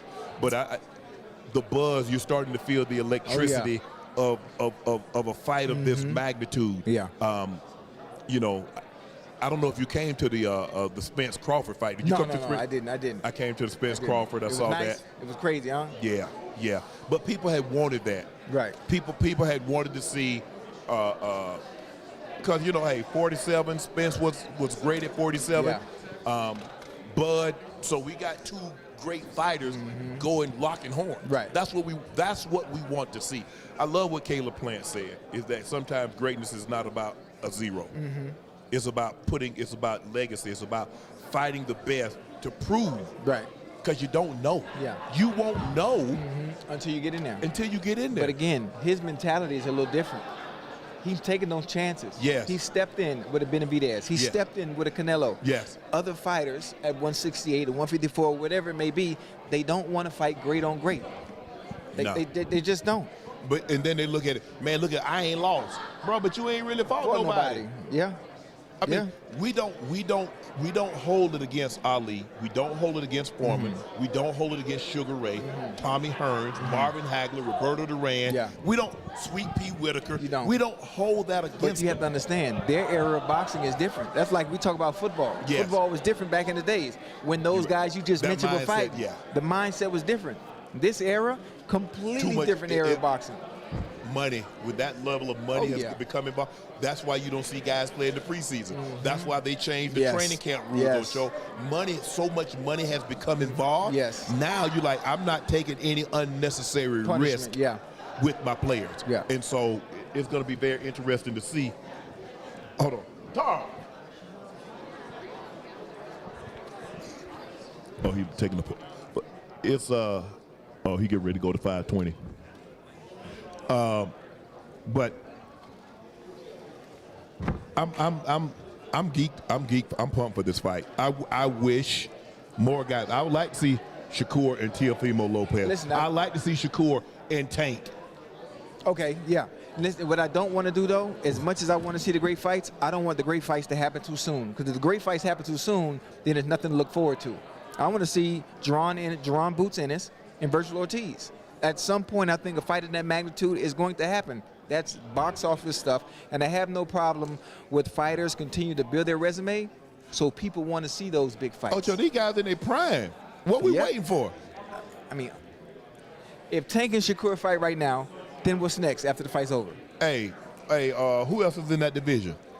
I mean, that's going to have that kind of draw. Like, that's the cream of the crop when it comes to draws. Think about when Sugar Ray fought Tommy Hearns in '81. Oh, it's '81. We in 2025, but baby. I'm saying they fought early, right? And they fought and they kept fighting. They fought. Then here come Duran. Here come Marvin Hagler. So a 1, 2, and 3. Yes. Okay. Yes. But also you have to understand the timing and when they fight. Right. To where you can maximize your purse too. Yes. So, it's a chess match, man. I think that's what guys are doing. They're maximizing the purse. Yes. They're taking. They're not. Guys are unwilling to take a risk. Yeah. They're willing. They're unwilling to take a risk, and if you're not willing to take a risk, it's. I don't know why you got in the sport then. I need that zero. I need to feed my family. I need to feed my family. I need to take care of myself. I'm going to take care of my wife, my kids. I can't have a zero because if I have a zero, if I have a L, or 1 loss or 2 losses, then I can't command the kind of money I want to. I won't be the A side. Right. I won't be able to pick and choose who I want to fight, when I want to fight. Right. All that changes once you lose. Unless you are a draw. There are certain people, win or loss, you're a draw. Yes. The people just want to see you fight. That's like Tyson. Yeah. Even after he got beat by Buster Douglas, people still was paying. He was still getting $25-30 million a fight. Yes. When he lost to Holyfield the first time, guess what? Even after he lost to Holyfield and he got suspended, they still paid big time money to see him fight Lennox Lewis. Yeah, absolutely. You know who else is a draw like that? Who that? Adrian Broner. When Broner was losing, he was still a draw. He gonna put butts in the seat, whether you like him or not. Chat, whether you like him or not. Adrian Broner will put butts in the seats. Yeah. It's exciting. For one, he gonna lead you with the talk.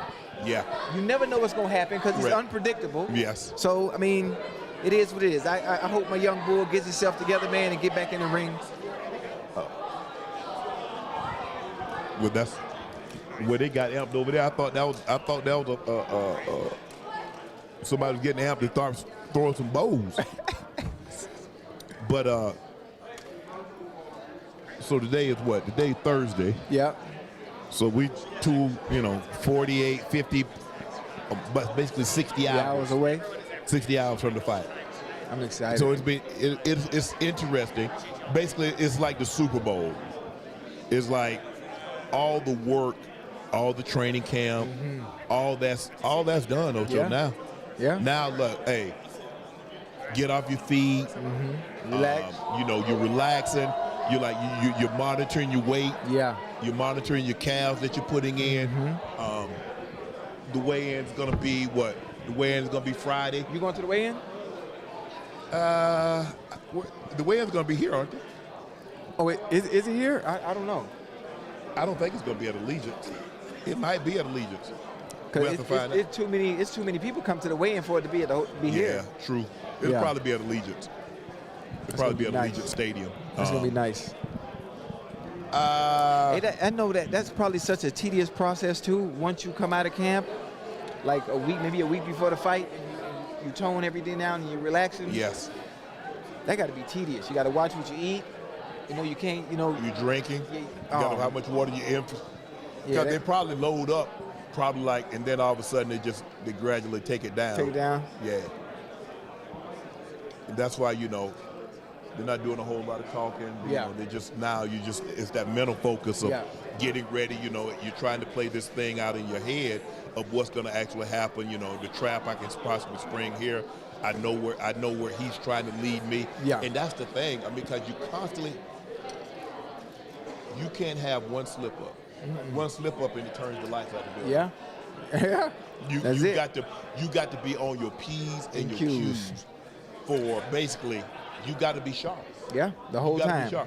And the thing, you're thinking one thing, and he might be trying to walk you into the trap. Trap, yeah. And you know what the funny thing is, too? What I love about boxing, if you pay attention and you understand what fighters are doing when you're watching, is you can set a trap in the first round and really won't try to execute it to round 4. Yep.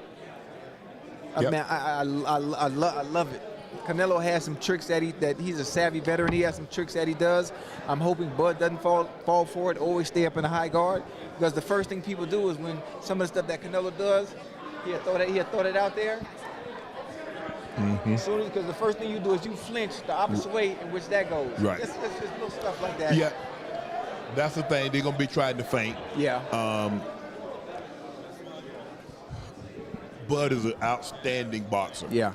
Bud has power. And when Bud gets you in trouble. Yeah. He see blood in the water? And we saw that with Spence. Yeah. But Spence is a smaller man. Can he get Canelo in trouble? Yeah. And if he gets Canelo in trouble, can he pull the plug and turn the power out? Hey. I'm thinking about some of the bigger fighters. Triple G. Triple G hit him with some shots I still don't know. Hey. It was like Rock'em Sock'em Robot. Man, I thought, you remember Rock'em Sock'em Robot? Yeah. Yeah. Yeah, then you pop his head up. Yeah.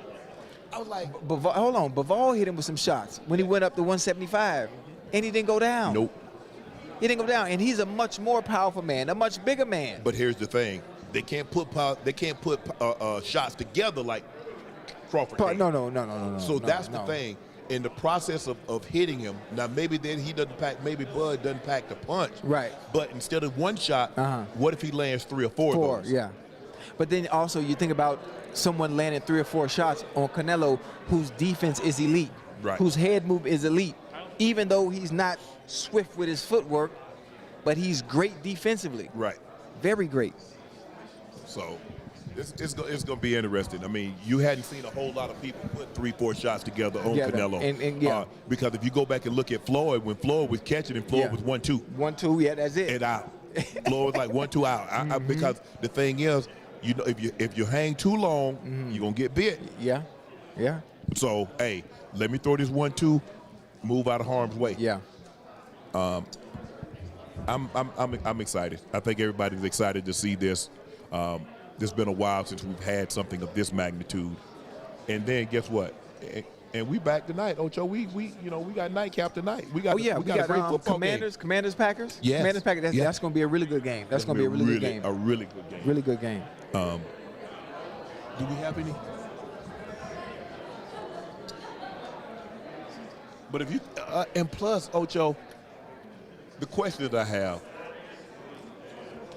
Bud really hadn't fought, but like Bud fought Spence in July of 23. Yeah.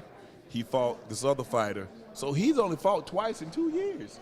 Yeah, but I think for someone like Bud, a fight a year is good. A fight a year is good.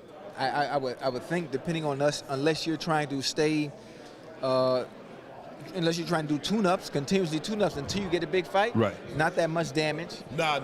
But not at this point now. Bud is beyond tune-ups. Yeah. But Bud, the when Bud fight, it has to mean something. It has to make sense. It needs to be a huge payday, or Right. there needs to be a title attached to it. And he's looking at it. I'm looking at guys. He's looking at guys 47. Yeah. Who am I gonna fight at 47? I'm not going down to 40 because Tank and Shakur and Boots and Rhodes. Come on, man. Yeah. And they're not coming up 147 to see me. And I don't even know if Bud wants to be at 147 anymore. He might wants to step to 54, but ain't no money. Who was at 54? No money. Who at 54? Well, ain't no money. There's some fighters at 154, but not the purse. But here's the thing. Who is he going to fight? Because he just ain't going to just fight some. What's up, baby? Antonio Tarver. Yes, we got to meet him. I'm gonna beat him. I'm gonna beat his ass too. What's up? What up, boy? I'm looking for an exhibition, bro. I think we good. Yo, you good? Hey, Ocho, we can announce this shit right now. Yeah. Hey, we can announce this right now. 10 2-minute rounds. Hey, That's like what you need. no, a minute. 3 minutes. 3 minutes. Three? Yeah. Come on. No. Listen, he done showed me too much. I used to train with Tarver too. I trained him. I train with everybody. You good too, Yeah, boy. I appreciate you. That's how I know. Hey, that's how I know I'm gonna whoop you. Okay. You see right here. My man, I appreciate y'all. Appreciate you. Yeah, what's up, baby? Man, I'm just You doing good? them back, you feel me, on that desk. I'm excited, bro. Two of the best fighters in the game today, bar none. Yes. Undisputed, pound for pound. This is it. Yes. You feel me? Man, I'm expecting the unexpected. Yeah. Really? I'm expecting the unexpected, Whoa. bro. I'm expecting the unexpected. Coach, talk me through how you expect the unexpected, because we know what Canelo can do. Bud is coming up 2 weight classes. They have weight classes for a reason. Right. You know I understand the game based on what you taught me, the work we put in the past few years. Yep. So I got a better understanding of it. Why they're weight classes? Yep. Why do you expect the unexpected? Skills, technique, all that. I think it trumps the weight. I have a question. I think it trumps the weight. We've seen Canelo get outclassed in a boxing clinic, offensively and defensively, when he fought Floyd Mayweather. Yes. That's a different kind of skill. I haven't seen any skill like that. The closest thing I've seen to that, no disrespect to Bud, is Shakur Stevenson. Right. Okay. Defensively and Okay. offensively. Okay. Do you think Bud has the type of skill set to be able to get in there with someone at 168 and be able to pull off something similar to what Mayweather did to Canelo, even though their style of fighting is different? Yeah. He's the two-fisted monster, bro. That's the thing. You don't know if he's South or Orthodox. No, he knocking you out with right and left. Yes. You feel me? Like He's a natural southpaw, but he got power in the in right. both hands, and that's so unique, bro. I was a hell of a southpaw, Yes, sir. but everybody knew it was in my left. Left hand, yeah. Can you imagine if I had him worrying about the right too? Right. So I think that is something that Canelo hasn't experienced before. You know. Right. And Terence can punch. Now he don't weigh as much as Canelo. Right. But the way he looked, could he possibly be stronger than Canelo? Because we know he cocked strong anyway. Yeah. Anyway, he's wrestling with you, remember? You feel me? Yeah. So once you feel that innate strength, bro, you know it's something different. It's something different But about then Crawford. also you think about what Canelo's been through. You think of some of the wars Canelo's been through. He's Long fought career Ball. since 15 years old, Yeah. professional. Right. But then you think about the punching power that Bud might possess. Can he even hurt Canelo? Based on what we've seen when he fought Triple G. Based on what we've seen when he fought Ball, who pieced him up over and over and over, even with the slickness that he wants with his deep, he was still getting hitting flush. Yeah. And we never seen Canelo get defeated like that, where it seemed like he was outmatched trying to go up weight class. So do you really think Bud has the power to really affect someone of that size who's been through some wars already with Triple G and Bivol? If he can't hurt Canelo, it's gonna be hard to beat him. It's gonna be hard to beat him if he can't keep him off if he him. can't get his respect. Okay. You got to get this man respect in the first 3 rounds, or it's gonna be nightmares anyway. Coming forward. Right. Pressure. You got to give him something to think about, Right. Shannon. Because if you don't, you ain't going to be able to stop him. You feel me? Now, if Canelo is having success to the body early, that spells trouble for Crawford. Because that body don't work. You hit him early in the first round, you ain't going to start feeling that around 3 and 4. You heard me? But when you start feeling it, bro, you can be in the best shape. But them body shots will take your conditioning away from you. Right. But see, now you got to be disciplined to do that. Yeah. Right. And I think if Canelo is having success to the body, that favors Canelo. Right. If Crawford is making him miss and making him pay, that favors Crawford. Right. Now we got to see how it's going to play out. Yes, sir. Yeah. With that being said, basically, the formula to Bud winning this fight is basically just outboxing Canelo. Matador and the Bull. Bingo. Matador and the Bull all day. Yes. You heard me? Yeah. Caleb Plant says, look, he can fight 2 styles. He can be all the way in or he can be all the way out. But stay away from the mid-range. Because the mid-range, you don't want to be on the end of one of those punches where he's set down. Canelo sits down on his punches because he's trying to get you up out of there. Yeah. Bud, I don't know if he's fought somebody that can put punches together like Bud can. That's what I'm saying. Other than Mayweather. Right, and that's been a while. And that's been a while ago. Yeah. But Bud can put punches together, and Bud got power. He got power. We don't know if he has power to knock somebody that's 168. That's a natural 168. I believe Canelo probably walks around at 195, 200. He strips it down to 168. But he's a walk-around man at 195, 200. Wow. Here's another thing. Bud stripped down to 147. Bud was, back then we could call him a weight bullet now because we know he was killing himself to make weight. Yes. Look at his legs now. Yes. You feel me? I think he might be in his more comfortable weight right now. I do too. Okay. What I told people when I see Floyd, they said, man, Floyd, I say Floyd is a naturally small man. Yeah. Floyd losing 5 pounds to make 147. He 150 to begin with. Floyd He can make weight in 2 days. Right? Because Floyd trained year-round, year round. and he's not a naturally big man. So he didn't allow himself to fluctuate to go from 147, and then 2 days later, he 175. Right. Floyd was a naturally small man. So he never had to kill himself to make weight.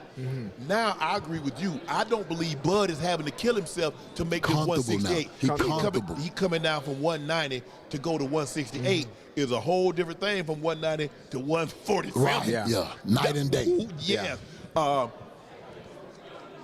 Caleb, like I said, Caleb said stay on the outside. Stay either all the way in the pocket. Smother the punches. Smother the punches. Be at a distance. Be on the all the way on the outside. Yeah. Nothing mid-range. If you were in Crawford's corner after the first round, you see how this thing, because it's going to be interesting because they have an idea of how it's going to play out. But you won't know.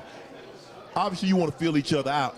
But after that first round, you have a pretty good indication of how this thing's going to go. Right. What would you tell if you were in Bud's corner? What would you tell him? It's important that we're gonna have to make Canelo miss. I'm coming on my defense. I ain't running, but I'm using my defense, making him miss and making him pay if I can. Yeah. But it's important that he don't get greedy. Yes.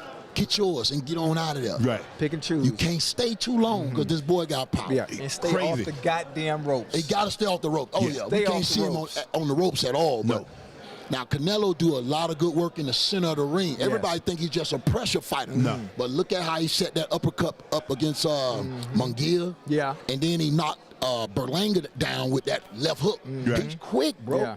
Yeah. And so you can't let him line you up with one shot. Yeah. That's one thing Crawford ain't going to be able to do. He got to see everything coming and anticipate everything coming. Right. Don't get set with one of them traps that boy Because he's sitting down. And the thing is, like, when you watch, I've watched great defensive fighters. And Crawford got good defense. I'm not saying he's Sweet Pea Whitaker. I'm not saying he's Floyd Mayweather. Right. But guys would throw a punch, and Floyd is already moving, and he's already doing this because he know he gonna miss with this one. You're coming back with this, and I'm out of here on back. That's what Bud's gonna have to do. But Canelo don't really piece together. He's not 3, 4, 5 punch guy. Right. He's sitting down on one. He's trying to one get or two. One or two. Yes. Yeah. Yes. It's a hard 1 or 2. Oh, they hurt. He trying to hurt he trying to break everything. Every for punch real. is with intent. Everything. The question is that Tar walking around at a weight is one thing. Yeah. Being mentally sharp takes conditioning. Moving takes conditioning. Throwing punches take conditioning. The question is Bud going to be able to sustain that for 12 rounds if necessary? He can if he's not getting touched to the body early. Yeah. You feel me? Yeah. You're going to have to protect yourself from them body shots, bro, because that's going to take your conditioning. Now, if you can't move, it's problems. Yeah. It's problems. So if you see Canelo going successfully to the body early, that spells trouble for Crawford. So you said he can't be on the ropes. He can't be in the center of the ring. So he basically got to get on his bicycle. I mean, his advantage is in the center of the ring. He got to give him angles. Bud, yeah. Don't run, but give him angles. Make him miss. Make him turn into you. That's that's the Matador and the Bull. Yeah. Turn into Run him you. into something. There you go. Because we thought this, man, we thought this with Charlo. And then Charlo felt that power. Yeah. Man, I don't want none of this, man. And that still got to happen. He's still going to have to feel that power and accept the fact, hey, I'm going to have to go through this. Yeah. Yes. Yeah. But if that changed your game plan, advantage Canelo. But no, hey, when you was a little kid, your mom, your grandma told you that was hot. You didn't believe it. You touched it. Okay, I learned my lesson. Now you said he feel that power one time. He still got to believe that ain't hot. Yeah. That's just my figment of my imagination. Right. Because if Canelo makes him and Bud's not wired like that. No. Bud, I tell you Game what. face. He ain't going to show He ain't nothing. gonna show that. Bud, he'll have to knock Bud out because Bud won't walk. Some guys you can make quit, and some guys you got to knock out. Bud, one of them guys you got to knock out. He won't turn it down. And He won't turn it down. He's not wired like that. Yeah, the funny thing about it, when I think about the fight as well, Bud has to stay active. There are rounds that Canelo takes off. Normally like 5, 6, 5 through 7, he takes off relaxing. Those rounds you need to be active and understanding he does it with everybody, no matter who he's fighting. And then you have to be willing to take a punch to get one. You got to. You got to be willing to take gambling. one. That's the gambling part. You got to pick and change. You got to pick and choose when to do Which it. punch am I trying to take, though? That's the chess All move. of it ain't the same. All the punches ain't the same, Carl. I'm going to pick and choose which one I'm taking. I ain't taking no uppercut. I ain't taking nothing that I can't see. That liver shot, that's nasty, bro. Hennick, you think Crawford got a chance? I think he got a big chance to win a decision. Now, if he can hurt Canelo, that puts the knockout in effect. Right. Yeah. You know what I mean? I want to get you out of here on this one. When are we going to start seeing these fights again? Because Roy didn't have to give you another. Back then, the O was unimportant. It seems to be now the O is of the utmost importance. I don't want to fight somebody because if I fight somebody with an O and I got an O and he got an O, that means somebody going to leave the ring with they're not going to have their O. And people are tying greatness, too much greatness, to O. Everybody think they're going to be Floyd Mayweather, but I want to share these boxes now. Even if you retire undefeated, you're not going to be Floyd Mayweather. I agree with that. I think it's just, I never, bro, was trying to protect nothing. I was trying to get in there and prove that I'm that guy. I'm him. Yeah. And the only way you can do that is fight those guys ranked above you. Yes. You feel me? Yes. And if those guys ain't ranked above you, then what we doing? Right. I'm trying to move up. Right. And the only way I can move up is fight somebody that's ranked above me. Right. We don't got enough of that, though, Natar. I know, man. Something happened in the game where, I don't know, bro. It's like, you say risk over reward, but nobody taking no risks anymore, But bro. you know what I like? I like the fact that Turkey is now in boxing, and because he's bringing such a bigger reward, people are willing to take the a risk. chance. Yes, sir. That's But here's it. the thing. That's it. But here's the thing. If I got an opportunity to fight somebody I know I can beat, and I can make 15, or I can fight somebody that there's a 50-50 chance to make 30, I'm going to make that 15. I hear you. Because now, you look at me, it used to, losses didn't matter in boxing. Yeah. When Sugar Ray lost, when Hearns lost, when Hagler lost, when Duran lost, when Ali lost, when Foreman, when Sweet Pea, it didn't matter. It didn't matter. Now, all of a sudden, if you lose, he ain't no good. That's a lie. I think Mayweather put that he raised the ceiling on that, and I think that's But what you're everybody. not going to be Mayweather. I know, bro, and like even Mayweather undefeated though, he's never been undisputed. Right. You feel me? Right. And if this man can win undisputed for the 3rd time, bro, I'm giving him the GOAT. I don't care who you is. In the 4-belt era? He the GOAT, bro. Yeah. And he beat Saul Canelo Alvarez to do it. Yeah. Bro, gotta take your hat off to him, man. Legacy cemented. Antonio Tarver, ladies and gentlemen. Man, I appreciate you guys. Thanks for having me, man. Hey, let me get on, bro. Bring me the next. Whenever you're ready. Whenever you're ready. Y'all get you that. I got you. Hey, we can do the recap. Yeah. All right, I got you. Do the recap. I got you. Man, God bless you, bro. Stay up, Good man. to see you, bro. My guy. Oh, y'all, let's take a picture, bro. Let's take a picture right here. Get in. Bro. Get in the middle, Tom. Oh, y'all gonna put me in the middle? Yeah. I appreciate it. Awesome, man. I'll see y'all at the fights, man. God bless you, bro. Appreciate God bless you, bro. Bet. Vargas. That's Fernando Vargas, right? I'm talking. Okay. You heard me? Give it info. Yeah. What's up, Junior? What's up? Wow. The Magic Man. Yes, sir. Yes, sir. Good to see you, baby. You good? How's everything? Good to see you. Love. All right. I'm so glad you followed the lead, bro. I'm glad you followed the path, bro. My son could have did the same thing, but he really listened. Okay. Take the father's advice. He did it. Oh yeah. I knew it was. And he's nice too. Yeah. Who the hell is he fighting? He's over here just talking. We just talking about the fight. Oh, we still live? Yeah. Oh, hey, chat. Chat, y'all pray for Andre Ward. Y'all pray for Caleb Plant, and now I'm fighting Antonio Tarver, too. Everybody finna get these hands.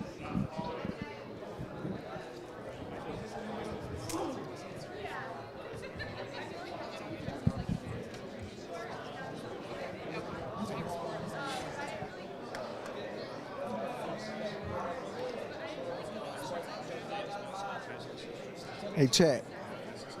Y'all can hear me? That's Fernando Vargas Jr. Joining us right.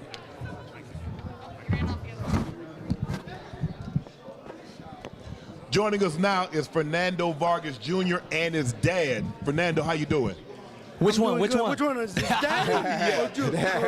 You got Junior, you got Amado, you got and my brother's over here. What's going on? 3 boys here. What the hell? We'll start with you, Dad. Okay. We got Canelo, we got Crawford.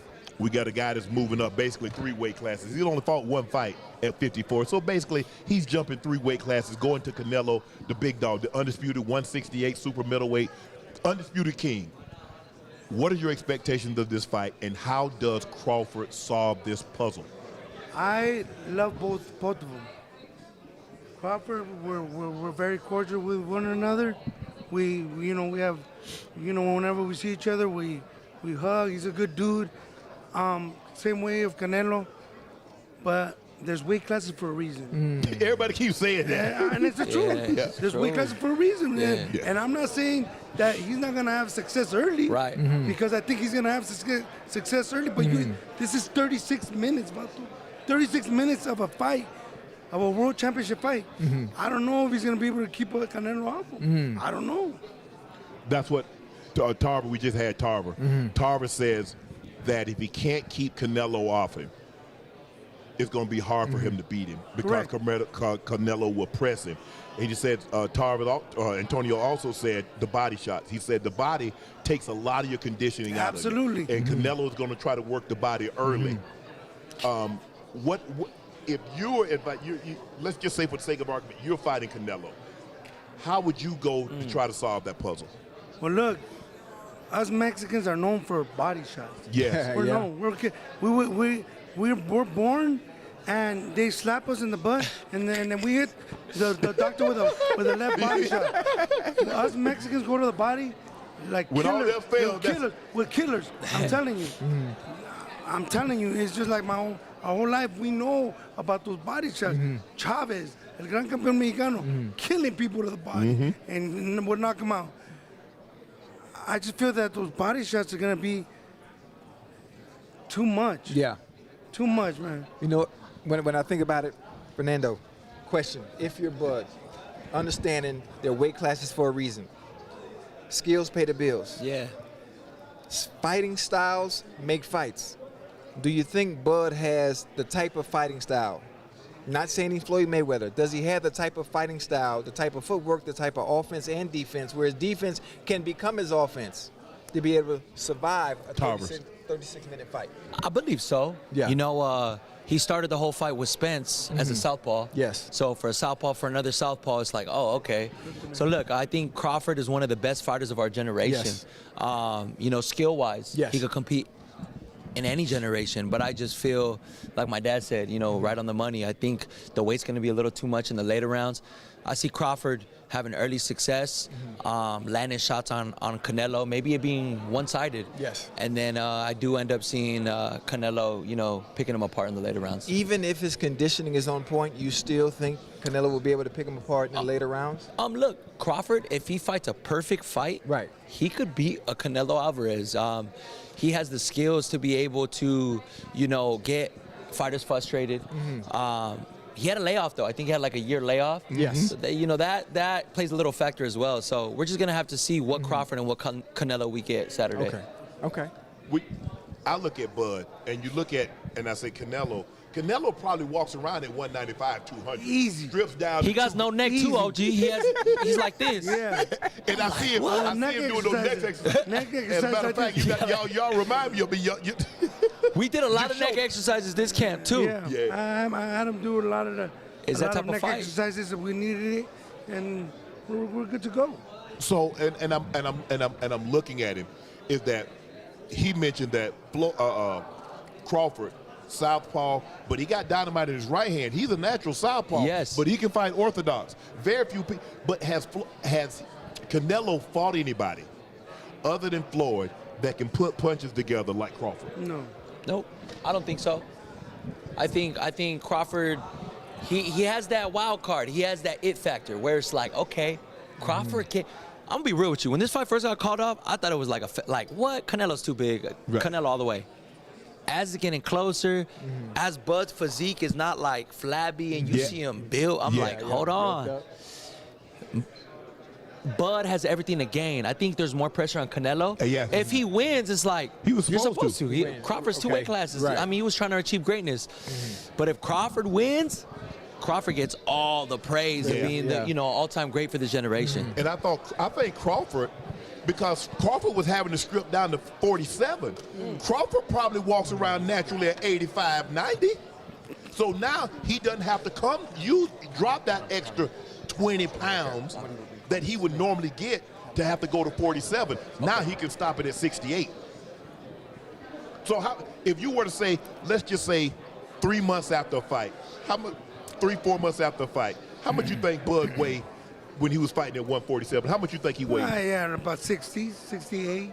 You think that's I think Bud was bigger than that. I think Bud. Hold on, but brothers don't put on as much weight as Mexicans. Cause we'll walk around like 190. You guys kept so in camp. Gatorade up like. No, you guys have the fast metabolism. You ain't like us. We envy your metabolism. We look at food and we already eating weight. You guys eat whatever you guys want. You see what Canelo rehydrates you? 50 pounds. Do all that stuff, man. Canelo coming in to fight. Canelo might be 185, 190 at least. To fight. When he refuel? Yeah, guaranteed. Oh, absolutely, he gonna be 190. It's gonna be easy. Easy, for sure. Yeah. So Fernando, yes. This Saturday, you going up against Callum Walsh. I'm sure. Do you watch much film when you before a fight? Do you watch film on boxers like we do when it comes to football? You watch your opponents so you can get their tendencies, what they like to do, see what you can find, pick things that you might see that works on them when they fight other fighters. Do you guys do that? Absolutely. You know, he said he didn't do his due diligence and watch film or tape. That's on you. Right. You know what I mean? I have a legend father where we took this fight serious. I mean, I've had over a 2-month camp. I had way more time than needed for this guy. Of course, I studied tape on him. He's a great fighter. You know, he has the backing of Freddie Roach. And when I do beat him, I want my flowers. Not because of daddy, not because they've been cherry picking this way.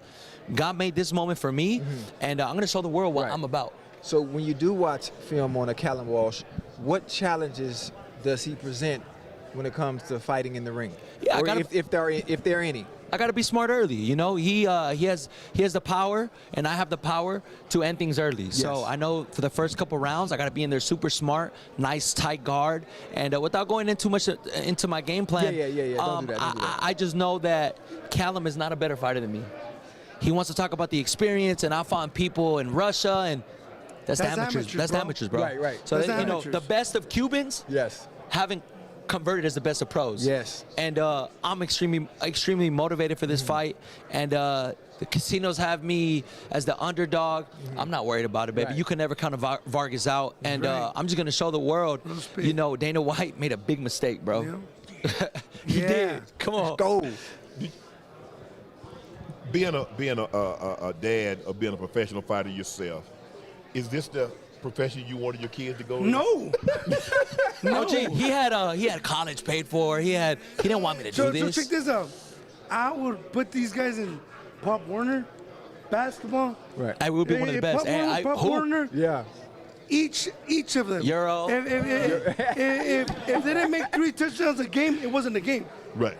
The athletic. Basketball, he's a hooper. Didn't play football like him, but you know what I'm saying? He did okay. He's a hooper, and I want my kids not to fight, none of them. Yeah. But my compadre Frankie Baby says it like this: Champ, you don't want your kids to fight? I go, no. And he goes, okay, who's gonna tell your kids they can't be like their dad? Because I'm not gonna tell them. And we still can't though. You know, my dad to me, you know, he's Superman, man. My dad, I don't know if I could say it like this, but you know, my dad had the courage to fight anyone in any given night. Yep. You don't see that with fighters no more. Nope. Like win, lose, or draw, you knew that my dad was coming to fight. He was either gonna fight you in the weigh-ins or win, lose, or draw. Vargas is gonna give you a great fight, and that's what this generation is missing is putting your records on the line and just giving fight fans great fights. Why are the fighters in today's era scared to take chances? I think the Floyd generation kind of, you know, affected us a little bit. You know, everybody wants to be Floyd, have Floyd money. Everybody said that. Everybody wants Floyd money. But hey, pretty boy Floyd, that guy was different. Right. Diego Corrales, Arturo Gotti, moving up in weight. I mean, my dad was in the Olympics with him, so it's a different time now. You know, now we got the Jake Pauls, and you know, you got a cute little left hook, you got a nice smile. Now you're marketable. So it's just killers like my dad, you know, is just very different. You know, you had to really be a dog back in my dad's day to be champion. The 154-pound division in my dad's day, Trinidad, Oscar, Felix, Mosley, my dad, Shane. Winky. Remember that Winky fight? Yeah. Come on, Dad went bald that fight. Yeah. I was like, okay. My dad looked like Forrest? Burning Forrest. His was burning. Rest in peace. Rest in peace, burning. Yep. When you said something very interesting. You said the O. Is that people have attached greatness to the O. Yes. Is that, do we not, because Sugar Ray doesn't have an O, is he not great? Sugar Ray Robinson is one of the best fighters. Sugar Ray Leonard, Sugar Ray Robinson. Sugar Ray Leonard, one of the best fighters that ever lived. Yep. But now guys like, man, I don't want to, if you got an O and I got an O, I ain't trying to risk my O. Yeah. I want to keep my O intact. I don't know what you know, times we're living in. Yeah. You know what I mean? But you know, when I was champion, shit, I wanted to fight the best. Yeah. Because I'm the best. You know, shit. I'd be 5 world champions, Yuri Campos, Raul Marquez, Winky Wright, Acuarte, Javier Castillo. Yeah. And the 4 Hall of Famers and world champions that beat me didn't walk away, saying it was easy because I was in their ass too. Yeah. So, But it's like, even in my dad's losses, I tell my dad all the time, Dad, the Trinidad fight, you know how much courage you showed that night? Yeah. Oscar, you almost had him out of there early. Like, some of my dad's losses were his biggest wins. Right. And that's what boxing's missing nowadays, and we need more of that. Yeah. People tell me that. Your wins are like losses. Your losses are like wins. I go, really? He goes, why? What do you mean? They go, you gave everything, bro. Yeah. You were in the fight too. You were fucking these fools up too. Yeah. But you know, it happens. I go, thank you. But you was willing to fight.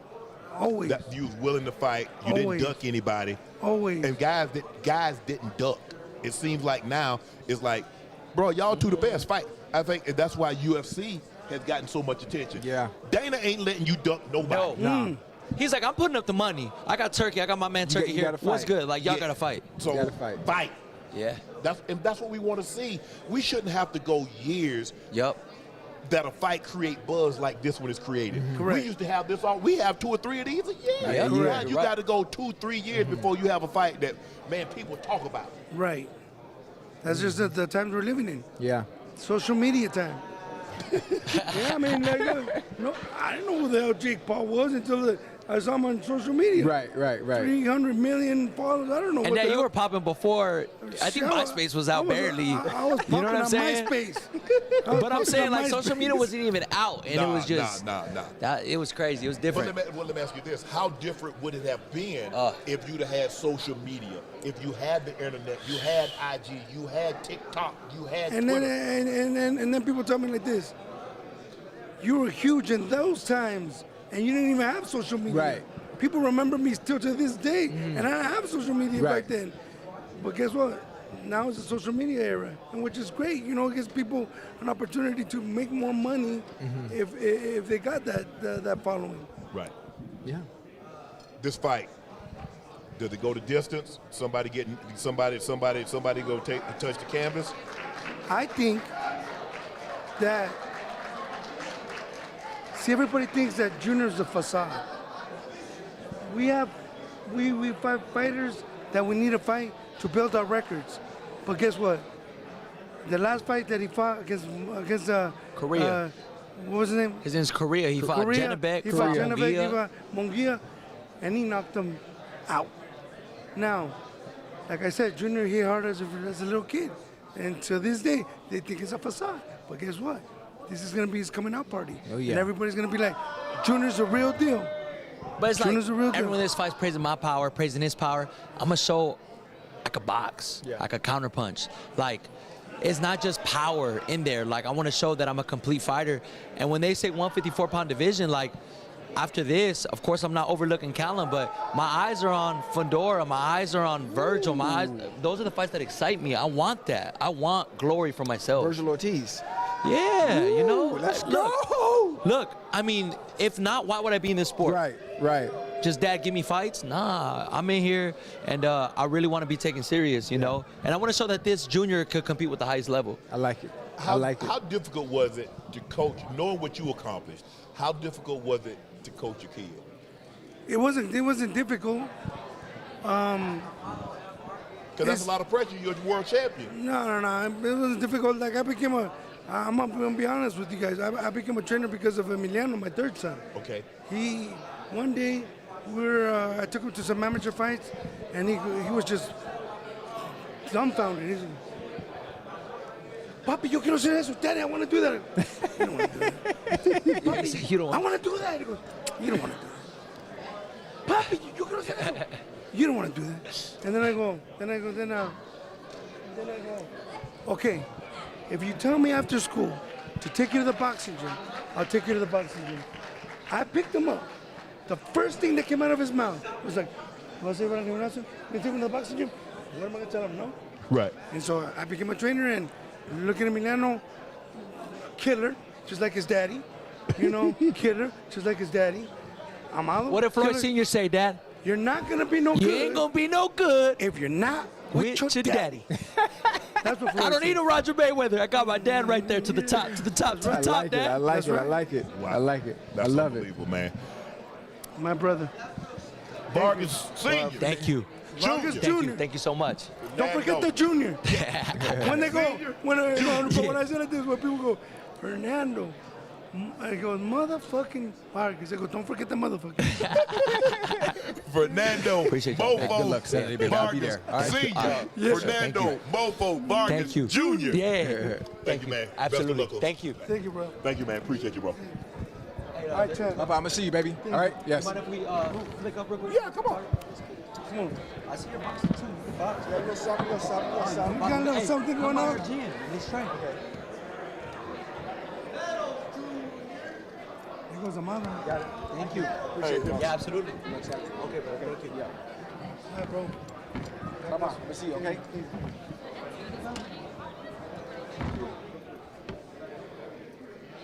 Hey, this is fun.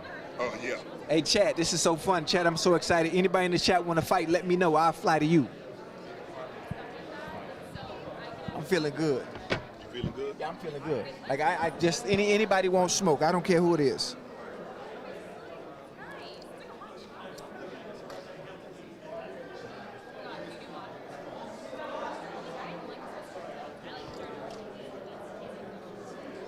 Ash.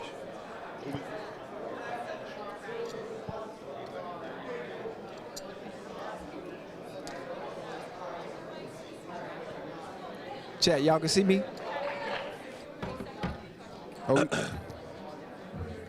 Oh man, it's been amazing, man. It's to see.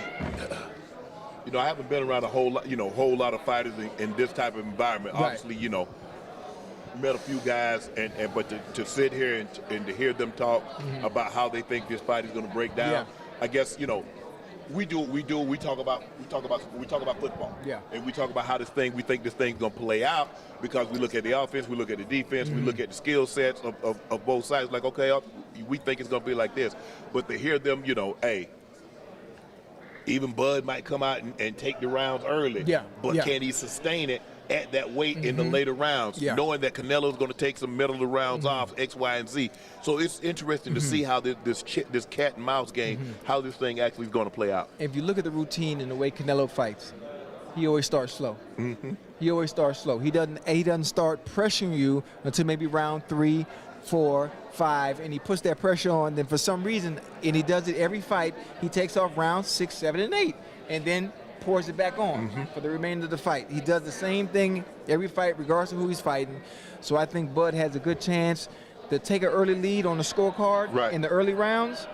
But boy, once Canelo turns it up and start coming forward, it's a different ball game. It's going to be very interesting. Bud says he's ready. He's taking his time and put the weight on. This was not a rush job. And like I said, he doesn't have to strip down. He doesn't have to take meat off the bone in order for him to make that 147. Right. Because as we get older, it's harder and harder to keep that weight down. Man, please. Get it off for you. I mean, especially once you put it on. And like I said, we talk about Floyd, but Floyd is a smaller man, and so Floyd is not a 170-pound man. Floyd is not a 160-pound man. Floyd is about 150 to 155-pound man. So you're asking him to take 2 to 5 pounds off and be at weight. So when he comes in, I bet when Floyd would refuel, Floyd probably weighed 140, 149, 150 and a half. So that's why it was nothing for him. He's like, man, I got to go to 154. Well, hell, he walk around at 155. All he had to do is drop a half a pound, Ocho. That's it. So he doesn't have to do this crazy stuff and take all that weight off him and do all this crazy stuff. He doesn't have to do that. I think Bud, you know, Vargas Jr. said he think Bud would walk around at 75. I think Bud probably walks around at 85. But Canelo definitely walks around at 200, 95 to 200. Big boy. Yes. He was telling our Mexicans, said, man, y'all don't gain no weight. I look at food, and Mexican fighters gain weight. So it's gonna be very interesting to see. I'm excited. How long, or will we notice the conditioning factor? Because at some point in time, I mean, you know, and like we said, Ocho, sparring is one thing, training camp is one thing, but now you're fighting in there with a guy that's really trying to take your head off. Because when you spar, you got headgear. Different ball game. It's a whole different ball game. So I'm anxious to see how this thing really shakes out. Oh yeah. What you thinking? I'm excited. I'm pulling for Bud. I'm pulling for Bud. I understand the sweet science, though. I understand there are weight classes for a reason, but I'm pulling for Bud to cement himself in history and do something that not many have done. The willingness to take a chance in making history is commendable. It is. It is. Oh, for sure. I can't wait. I can't wait. I'm excited. I hope he executes his game plan. I hope he does. I'm pulling for him. And sometimes, Ocho, look, you can execute perfect and still not be perfect. Yeah, it might not be enough. Your perfect might not be enough on that night. Especially with them damn judges out here. But don't get me started. Them judges out here in Vegas. I think, I think, can Bud clip him? Can Bud hurt Canelo? Clip him, yes. Hurt him, He wasn't even hurt with Triple G. I think because he wasn't hurt with Bivol. You remember the movie Predator? Yeah. Arnold's character, the Predator, and he saw that green stuff on the leaves. He said, if he'll bleed, we can kill him. Yeah. I remember that part. I remember that part. That's the one with the one from Rocky. Yeah. Action Jackson. Carl Weathers. And Carl Weathers. Yeah, Carl Weathers. When that's the thing. Bud's going to have to be able to hurt him to see that he can beat him. He can do it, yeah. Anything to add a little bit more confidence. Because it's hard to a guy that size. And look, Bud is like, the fight's going to play out how it's going to play out. Yeah. But it's hard for me to see a scenario where Bud thinks he could outpoint him. It's going to be difficult. I've seen one person outpoint Canelo, and that was Mayweather. Well, but that wasn't even close. That was Mayweather. Yeah. When he fought Bivol, that was overpowering strength. Yeah. You were just overpowered. You're fighting a bigger man. You're fighting a more powerful man. Yeah. So that's why it looked like you were overwhelmed. If Bivol is going to the ring at 175, hell, he weighed 210, 215. Probably. He's coming down from 210, 215. Probably. But at the end of the day, that's what it comes down. It comes down to, look, we know Bud is skilled. We know Bud will fight. Bud will not retreat. And basically, in order for him to, if he feels that he's not going to run, that's not in his DNA. No. But you got to be smart. It's not a time for ego. This is not a time for pride. It's about IQ, ring IQ, being smart, engaging when necessary, setting traps, doing whatever you need to do to fight smart and win that fight by decision, or everybody got a puncher's chance. Yeah. I don't think you can get him out of there with one punch, but I think you can put punches together. No. And it has to be something he doesn't even realize is coming. No.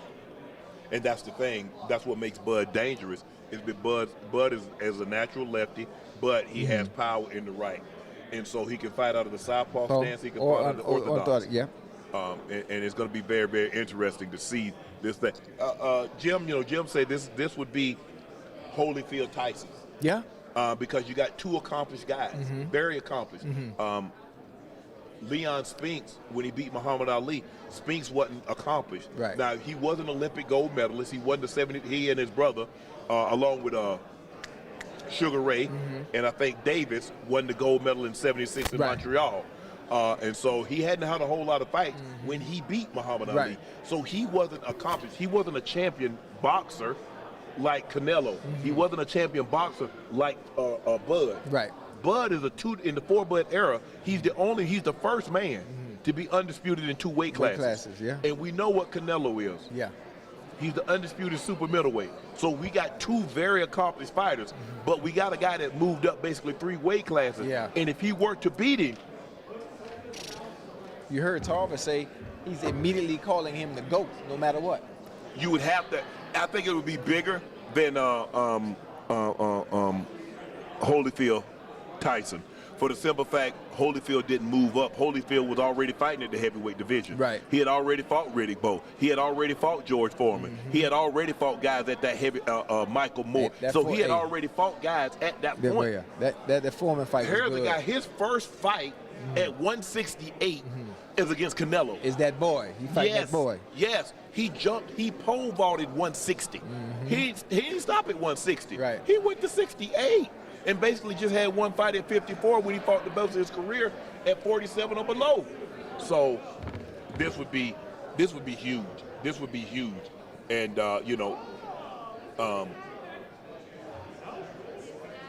Roy beating Ruiz, I remember it. Yeah. But nobody thought Ruiz as a great heavyweight. Well, he wasn't as decorated either. No. But the fact that Roy was able to go up to heavyweight and do it. Yes. And that's again. Styles make fights. Yes. And Roy had the style and the skill to be able to go to heavyweight and do just that. Right. And the thing is that Roy had to gain weight. Roy was fighting at 68, so, to go up to make 193. Right. Now, Roy probably was walking around at probably 180. Yeah, back then. Yeah. Supremely skilled. Roy had elite defense. Roy had skill. Roy had that left. Fastest hands. Yeah, man. Body. Roy could do it all. Roy literally could do it all. Yeah. He had Mayweather skills. He had elite defense. And he had power. Crazy power. But who else we got? We got a few other guys coming through on the ticket here before we close out.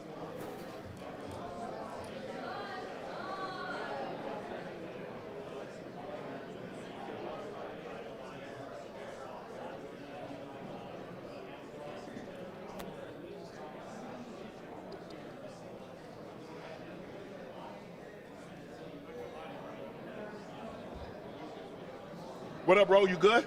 Yep, I'm good. How we looking?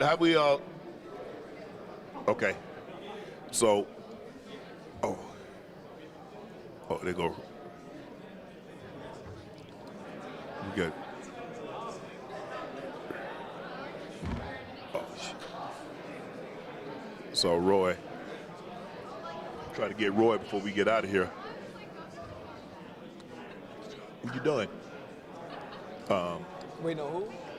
Roy, he over there with all the smoke. Once he gets done, he gonna come over. Where you see Roy at? You see him standing next to Tarver. So.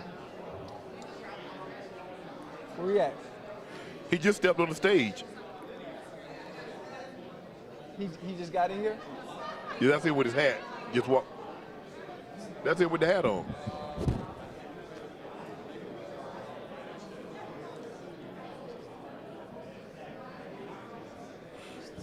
Come on, man. Huh? Dre. Maybe we're gonna go back and forth. Come on, Dre. Hey. Come on, I'm gonna beat you up. Which one?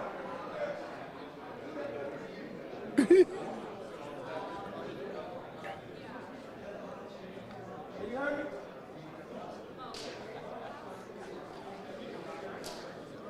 I was supposed to do them at 1:30, but I forgot we had the two.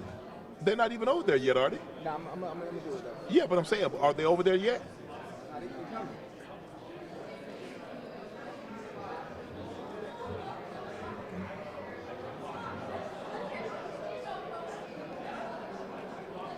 Huh?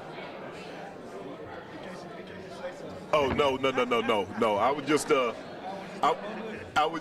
I was just thinking. That's my mic. No, your mic is in your chair. Oh.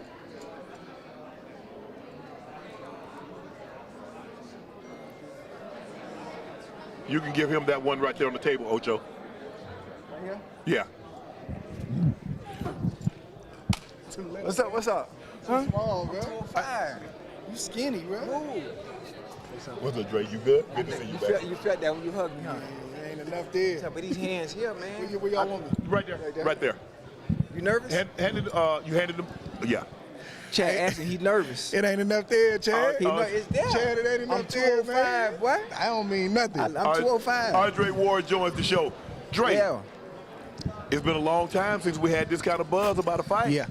We got buzz. We got a guy that's basically pole vaulted 3 weight classes to take on the ultimate challenge. And I don't think we have enough of those guys willing to take that challenge. Come on, bro. Yeah, come on, bro. Well, over there. Yeah. What's up, baby? You good? Yeah. Good Man, you walking like you got a hip issue. That's the knees. That's the knees. That's that basketball, man. That ain't boxing. That's basketball.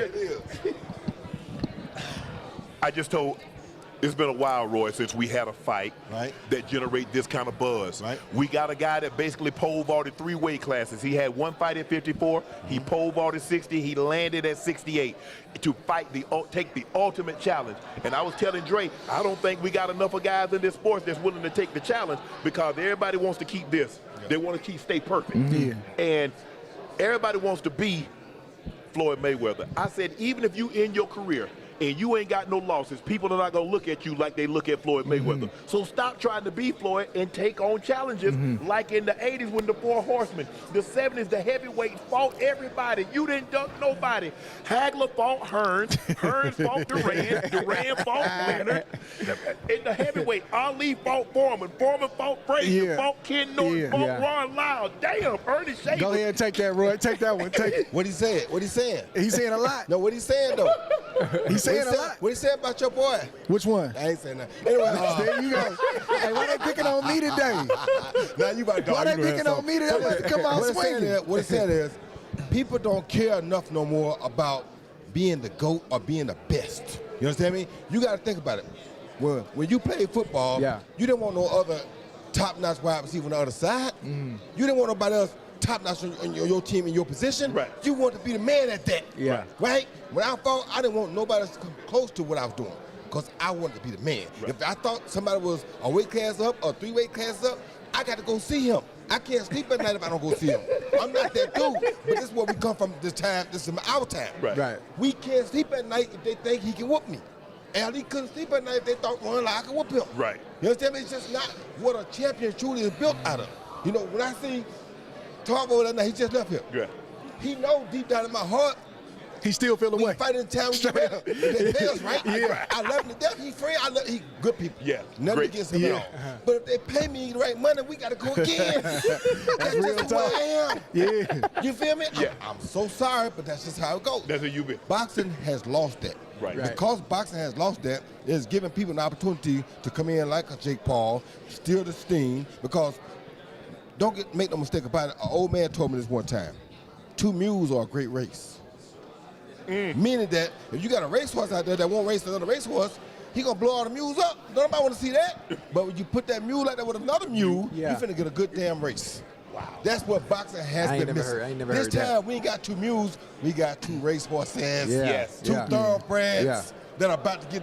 This is what the sport has been missing. Nobody. I had to go all the way up to heavyweight to make it happen. Right. Because I couldn't get nobody in my era, my time at my weight class to really create the atmosphere. This atmosphere. They wanted you to go across the water fight, Kazak. I ain't doing it. He wasn't doing it? Not Kazak, the guy from Germany. Mekashevsky. I wasn't doing it. Why would Because he had 1 belt, you had about 10 belts. What am I going to take all my stuff? I'm the man. You should come over here. Where I'm going? HBO offered them great money to come. He said no. So that tell me y'all must have something. Y'all got to wait play. for me to come over there. Y'all got to plan for me. I remember what happened to me in '88. I ain't gonna let that happen again. Yeah. Hey, go ahead. You understand the game of boxing. A little bit. You understand the sweet science better than anybody that's going to be watching. What does Bud need to do to win this fight? What type of fight does he need to fight to win this fight? That's not an easy answer. Right. So what I'm saying is he got to do a lot of things, right? So he got to answer the strength question. When we bump for the first time and we bump shoulders and we clinch each other, am I going to be able to get my respect there? Okay. Because if not, it's going to be a hard night. When I punch, when Terence starts getting off offensively, is Canelo laughing or does he feel something? At least enough where you got respectable power where I can't get crazy and get reckless with you. When Canelo hits Terence for the first time, what's the response going to be? We got a lot more questions than we got answers leading into this fight, and that's how you know it's a great fight. If I looked at the landscape and I said, man, from 154 to 168, who's a name that could give Terence Crawford a run for his money and potentially beat him? It would be a Canelo Alvarez. Right. He at the top of the list. But if I said, what's a smaller dude that can come up 2, really 3 weight classes since he fought Errol Spence and challenge Canelo Alvarez, it would be Terence Crawford. Yeah. If any smaller fighter can do it, it's him. And it ain't just Terence's physical ability or who he fought. It's this and it's this. It's the stuff you can't see. Yeah. I got to win. It's win or die for me. I can't fathom losing against you and having to live with that for the rest of my life. That's the type of stuff that'll make you figure it out. Right. So on one hand, you got to lean toward Crawford from the standpoint that I think he's going to find a way to figure it out. Right. But then you got all the physical advantages and the skill set and the power of Canelo Alvarez. We talked about this. You moved up from 68 to go to to go to heavyweight. Heavy. To fight Ruiz. You weighed 193 at the weigh-in. 25 pounds you put on to go fight Ruiz. Yep. But Bud, I was talking to Vargas Sr. and I was talking to someone else, Caleb Plant. I say, Canelo, if he's stripping down to go to 168, Canelo walking around at 195, maybe even 200, because Mexicans carry their weight. So, and I said, Bud probably walking around, what, 180 to go down to 47? 186, 185? That's what I'm saying. So now he gets to stop at 68. But thinking robs cardio, moving robs cardio, punching robs cardio. Can he do for 36 minutes? Can he stay mentally sharp, mentally focused, locked in, and put punches together to keep Canelo up off it? Like Dre said, if he can shock him enough to make him pay attention to that lick, that would keep anybody out. That's how Floyd did it. Yeah. Floyd shocked him earlier and got the respect. Right. And kept him out there on the outside a little bit. If Bud can do that, then Canelo would be in for a long night. If Bud can't do that, then Bud is in for a long night. But like he said, the only person that can beat both of them right now in this situation would be each other. Whoever can come out and get their respect early is going to win the fight. Whoever come out and take over in that first and second round is going to win the fight. Because if Bud don't hurry up and put Canelo in that box, Canelo's going to be a problem come around 8, 9, 10, 11. Yeah, let me say this about Bud, man. For him to be successful in this fight and win this fight, he got to control himself. So that I'm gonna show you that alpha male. I'm always coming out on top. You gotta reserve that until the right time. Right. So in other words, you ain't gotta be stronger than Canelo. You just gotta be strong enough. Right. You ain't gotta hit harder than Canelo. You just gotta hit hard enough. And that's the discipline of saying, okay, you might not respect my power like you would a regular 68-pounder, but you respect it enough. Right. And he's gotta stay within that. And I think the fight really gonna start from the 7th round on. Oh, okay. The first 6 rounds, it could be 4-2 Canelo going into 7. It could be 4-2, but it could be 3-3. That's when we gonna tap into conditioning. That's when we gonna see how the weight is affecting Bud. That's when we gonna see, is Canelo gonna fade like we typically see him fade? Yes. Yeah. From the 7th round on, that's when this fight gonna start. Because when you go back and look at Canelo, the only guy that he's ever fought that could put punches together beat him. That's Mayweather. Yeah. He's never fought anybody else that can put punches together like Bud. Landy Lara, and that could have went either way. Right. So if Bud, you said something very interesting. You said ego, but don't get reckless. You can be an alpha, but don't get reckless with it. Because you get reckless with it, you walk into something and the heat turn the lights out the place. Open yourself wide open. Wide open. So the question is, can Bud put 2, 3, 4 punches together? They're like, that got Canelo like, hold on, damn, I can't just walk up in here. They not horny, but these yellow jackets hurt too. His team. He gonna have to. Bud gonna have to. Yeah. Bud gonna have to put them together. Early. In spots. Yeah. Early on, it's 1s and 2s. Yeah. Right. Yeah. That 2nd, 3rd round, they're not 2s and 3s. Yeah. Got to test you out. Once we get on that back half, now I can stay there a little bit longer. You can sit on See how you doing. Yeah. It's a progression. It's not all at one time. No. Because Canelo trying to sit down on everything. Of course. Canelo trying to get you up out of the He's room. supposed to be. He's the bigger man. If you don't come in with that mindset, you done lost already. But the thing we're not talking about with Canelo is Canelo can box too. Yeah. His defense. I call Canelo and Crawford puncher boxers, not boxer punchers, meaning they really want to get to it. They can box, but they really don't like to. If you see Canelo moving around the ring, if you see Terence moving around the ring, it's either to rest for a second or to reset so they can do what they really want to do, which is get that shot in that's going to change the course of the fight. They puncher boxers that on display. I want to see who's going to control that.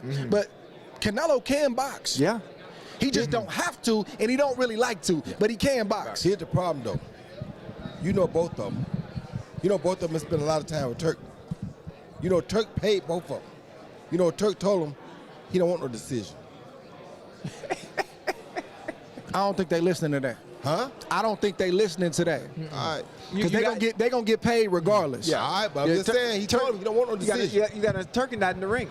I'm just saying. Everybody goes into the fight with a game plan. I understand that. You got to execute that game plan and make adjustments round by round. That's good to sell the fight. That's good to sell the fight. Hey, it sounds good. We talking about it. It ain't gonna have no bearings on this fight. Here go the problem though.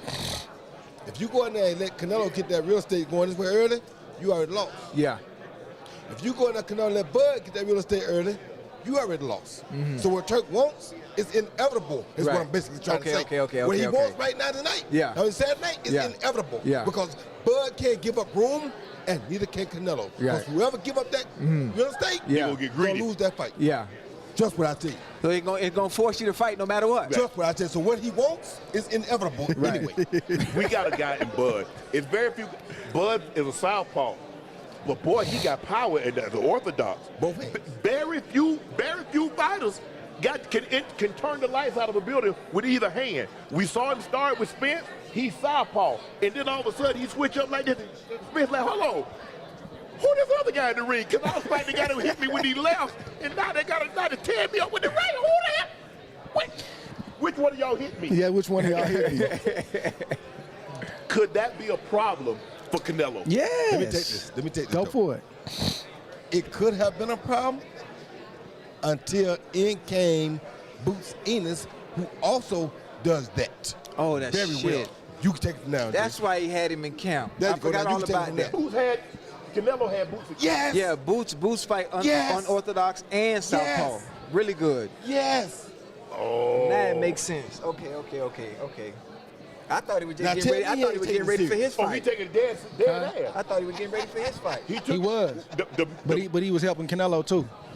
Tell me he ain't serious. The mere fact, first of all, he understands what Bud is.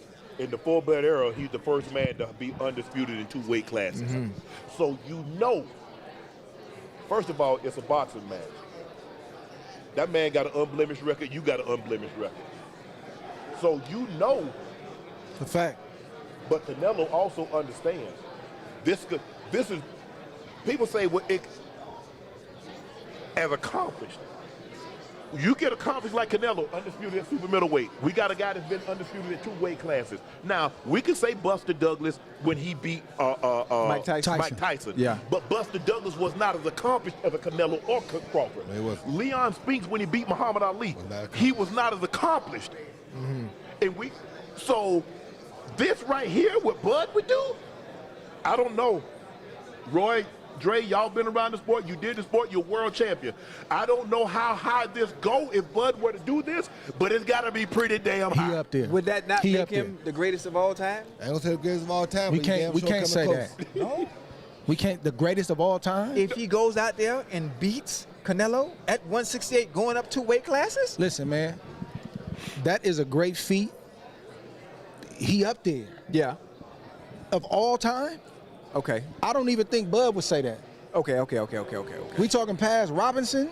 We talking past Ali? Okay, you're right. We got to be careful with that. Right. I'm speaking of the essence of the time we're in now, where we can't even get fighters. This era? Yeah, we talking. We can't even get our. He's one of the best greatest of all time in this era already. By far. Right. We can't even get our best fighters to fight each other right now. Yeah. And we got Bud taking a chance. I wonder why.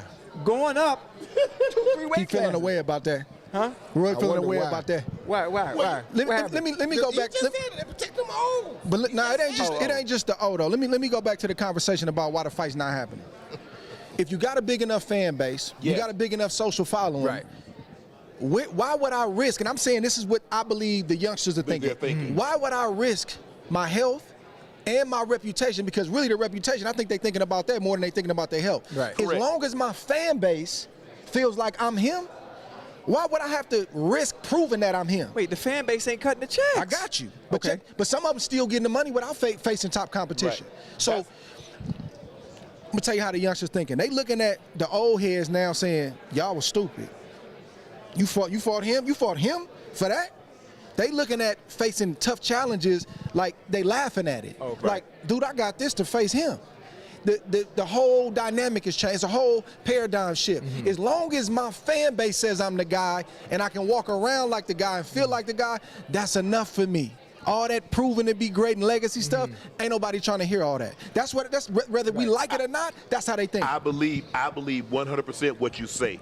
But when it's done and people don't give them credit, they wonder why.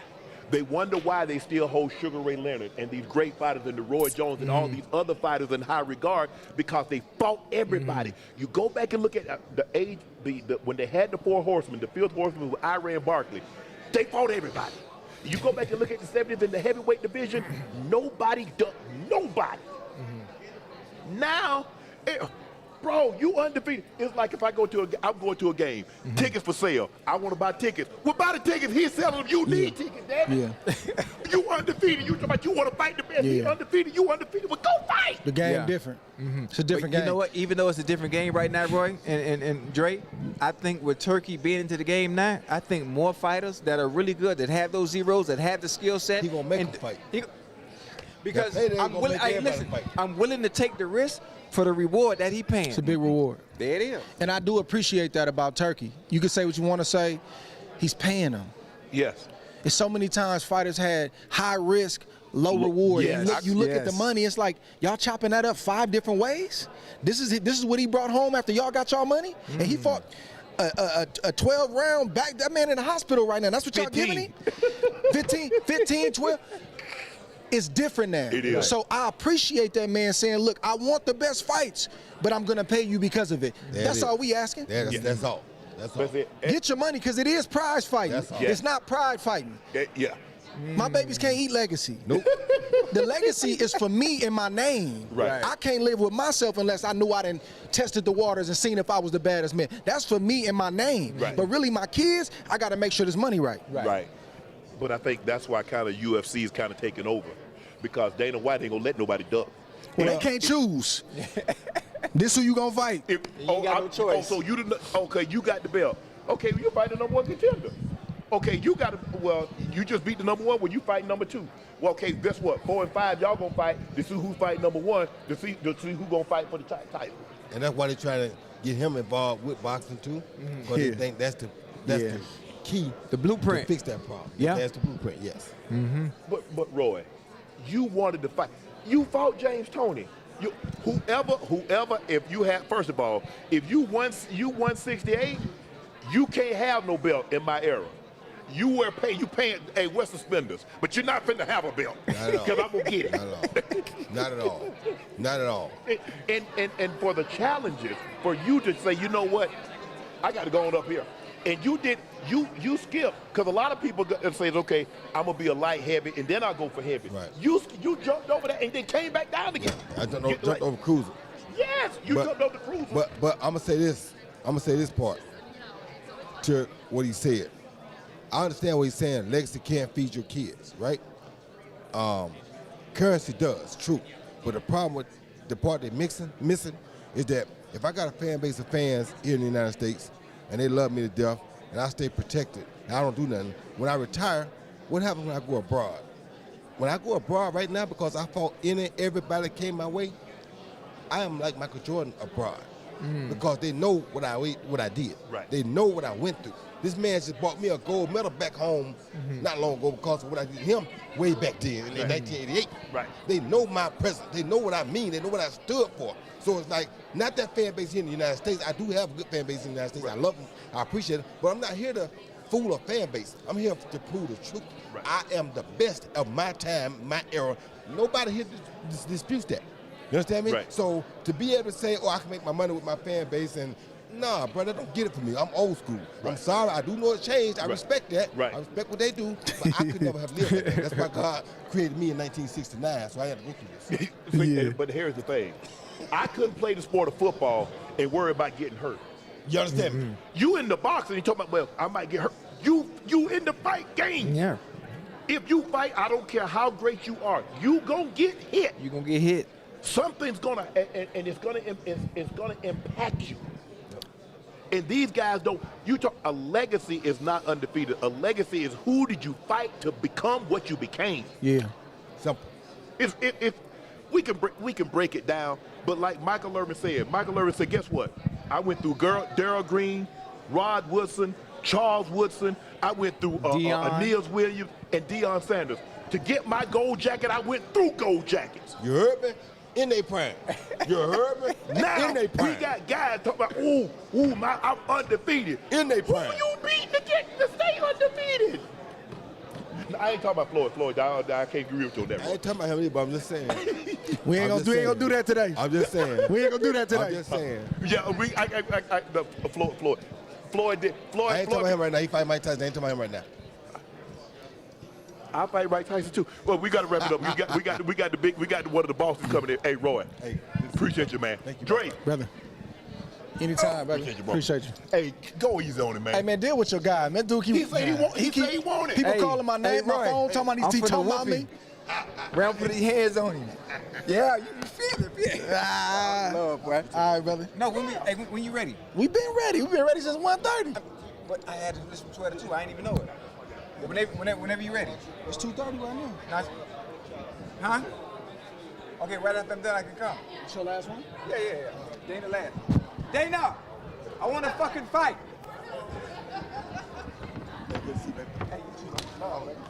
Yes, sir. Go ahead. Hey, baby. What up, twin? Baby. Get your mic. Dream. We got one of the promoters of the fight getting ready to join us right now. We got Dana White. The big CEO. He runs everything, all things UFC. He's the face of the UFC. He's getting ready to join us on stage, Dana White. Hey, Chad, who y'all want to see me fight in the UFC? Who you think? Debo. Oh, yeah. Yeah.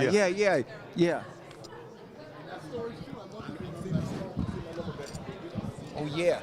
Chad, it's going down. Dana White and Turkey are going to sponsor me and Debo. What's up, baby? You good? How's everything? Dana, good to see you, man. Appreciate you. Dana, you got it buzzing. Yeah. You got the biggest fight in a very, very, very long time. I mean, it might be the biggest fight since Pacquiao-Mayweather. You got Canelo, the undisputed super middleweight champ. You got Bud Crawford, the first man to be in the four-belt era to be a two-time undisputed champ, and they're fighting. Somebody's going to leave. Crawford say he leaving with like 8, 9 belts. Canelo says, nah, I'm leaving with my legacy cemented that I've taken on all comers, that I didn't back down from anybody. How did this fight come to be? Well, let's start with this. That's what makes this such a great fight for fight fans. Absolutely. You know, what I always have said and feel is that to have a great fight, what's at stake? What's at stake? It's no different than the Super Bowl or any of these big sporting events. What's at stake? And when you have a guy like Crawford, who could stay in his lane, go down as the greatest in his division, and fight fights that he's going to win because he's that talented, not because he's taking on easy opponents, but to move up 2 weight classes, to want to prove himself, and for Canelo to accept and get the fight. This is what we all dream of as fight fans. So that's why I call this once in a lifetime fight, because literally nobody does this. Right. And how it came about was Sheikh Turkey, from Saudi Arabia, put this fight together, then hit me up and said, I want you to be the promoter of this event. And you said, okay. because Dana, look, what you do in the UFC, and this is what we want. In the UFC, you don't allow somebody to try to handpick and cherry pick guys. Right. You the best, you gonna fight the best. If you the number 1 contender and you got a belt, you fighting the number 1 contender. You're not fighting the number 10 contender. You're not gonna duck and dive and try to build your bank account up fighting inferior guys. If you say you the best, fight the best. Well, what I hate is debate. I hate debate. You have everybody debating over who, this guy, that guy. There's only one way to find out. It's like we can argue. You can get all the experts. You can break down the stats. You can do all this. All the answers, all the questions will be answered on Saturday. In the ring or the octagon, we can prove who's the best, and now we get an opportunity to see. Well, here's the thing about boxing too that drives me crazy. Like, everybody's undefeated, right? Now, in the UFC, if you're undefeated, like John Jones. Say what you want about John Jones. He's been undefeated his entire career. He's fought everybody, and that means something. Yes. It means something when you're undefeated. But in the UFC, Dana, even if a guy has 1 loss, you don't discard it. Right. It seems like now in boxing, if you have 1 loss, you're not any good. Adesanya has a loss. Pieta has a loss. Guys have losses. Sugar Ray had losses. Muhammad had losses.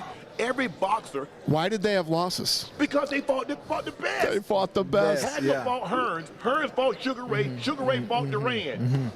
They fought Barkley. Same Absolutely thing in the heavyweight They division did a whole round robin of the baddest dudes of all time, and it was. It's why the sport was so big and why so many people loved it, and why these guys today are able to make money off it was because those guys fought everybody. But then the funny thing about it is times have changed. Yes. Times have changed, especially in the sport of boxing. The fighters today don't want to take a loss because it messes up being the A side. It messes up being able to command a certain amount for your purse. It messes up being able to pick and choose who you want to fight and when you want to fight them. Yep, I agree. That's all it comes down to. What you've seen is, people have been talking about the demise of boxing for over 30 years, but what you have seen is there's no television deal right now for boxing out there. You have some streaming services that are picking up, picking them here and there and all this stuff. It doesn't work. You can't build. Tell me a business in the history of the world or a sport that has generated trillions of dollars in revenue, yet at the end of the day, there's nothing there. To show for it. And all these fights feel like a going out of business sale. You know what I mean? Dana, when you and I were growing up, great championship fights used to be on regular television. You could watch a fight on CBS. I remember with Gil Clancy and all those guys. You could see great ABC's fights. Wide World of Sports, then USA's Tuesday Night Fights is where they built all the stars. You're absolutely right. Ali could have never said he the greatest. if he'd have ducked Foreman, if he'd have ducked Frazier, if he'd have ducked Ken Norton, if he'd have ducked Ernie Shaver, if he'd have ducked Ron Lyle. You can't say that. You can't say in an era where all those great fighters out and you don't fight none of them that you the greatest. How you get to say that? Because no. Floyd is Floyd. Yeah. And I think what has happened is that everybody sees Floyd and they see that perfect 50-0. They trying to and they copy say, the well, if I'm blueprint. 40-0, if I'm 45-0, I'll be the equivalent. No, you're not. Floyd is a transcendent. He's a once in a lifetime fighter. I agree. So no matter what, stop trying to be him. There's only one Floyd Mayweather Jr.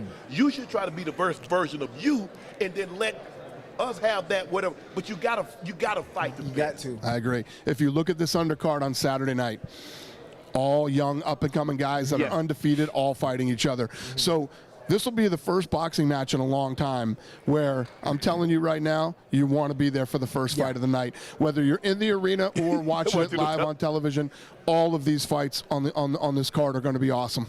Is boxing something that you want to get involved? I know, Turkey, you said Ali called you and said, I want you to promote it. Is this something that you're trying to dip your toe into? Is this something that you're going to get into? In 26, I'm launching my thing in 26, yeah. Yes. So we know how you did you and the Fertittas, y'all purchased something in the early 2000s for $2 million, and you turned it into a $5 billion business, box office. Is that what your hope is for boxing? Are you trying to get boxing back to what it once was? And can it be that? Well, I'm not coming in with an arrogance that, I'm going to come in and fix boxing and I'm going to do everything different. My game plan is pretty clear and simple. The best up-and-coming guys are going to fight each other. And then once you get to, you got all these sanctioning organizations that are ranking all these different guys. When the best fight the best all the time, there's no question when you get up into the top 5 who the best guys in the world are. Correct. It's the top 5 guys in the division. Is that what you think? You think they got too many? They got the WBO, they got the IBF, the WBC, the WBA, they got Ring Magazine. Do they have too many sanctioning bodies? The sanctioning organizations are what part of what killed boxing. There's no doubt about it. Good. That's it.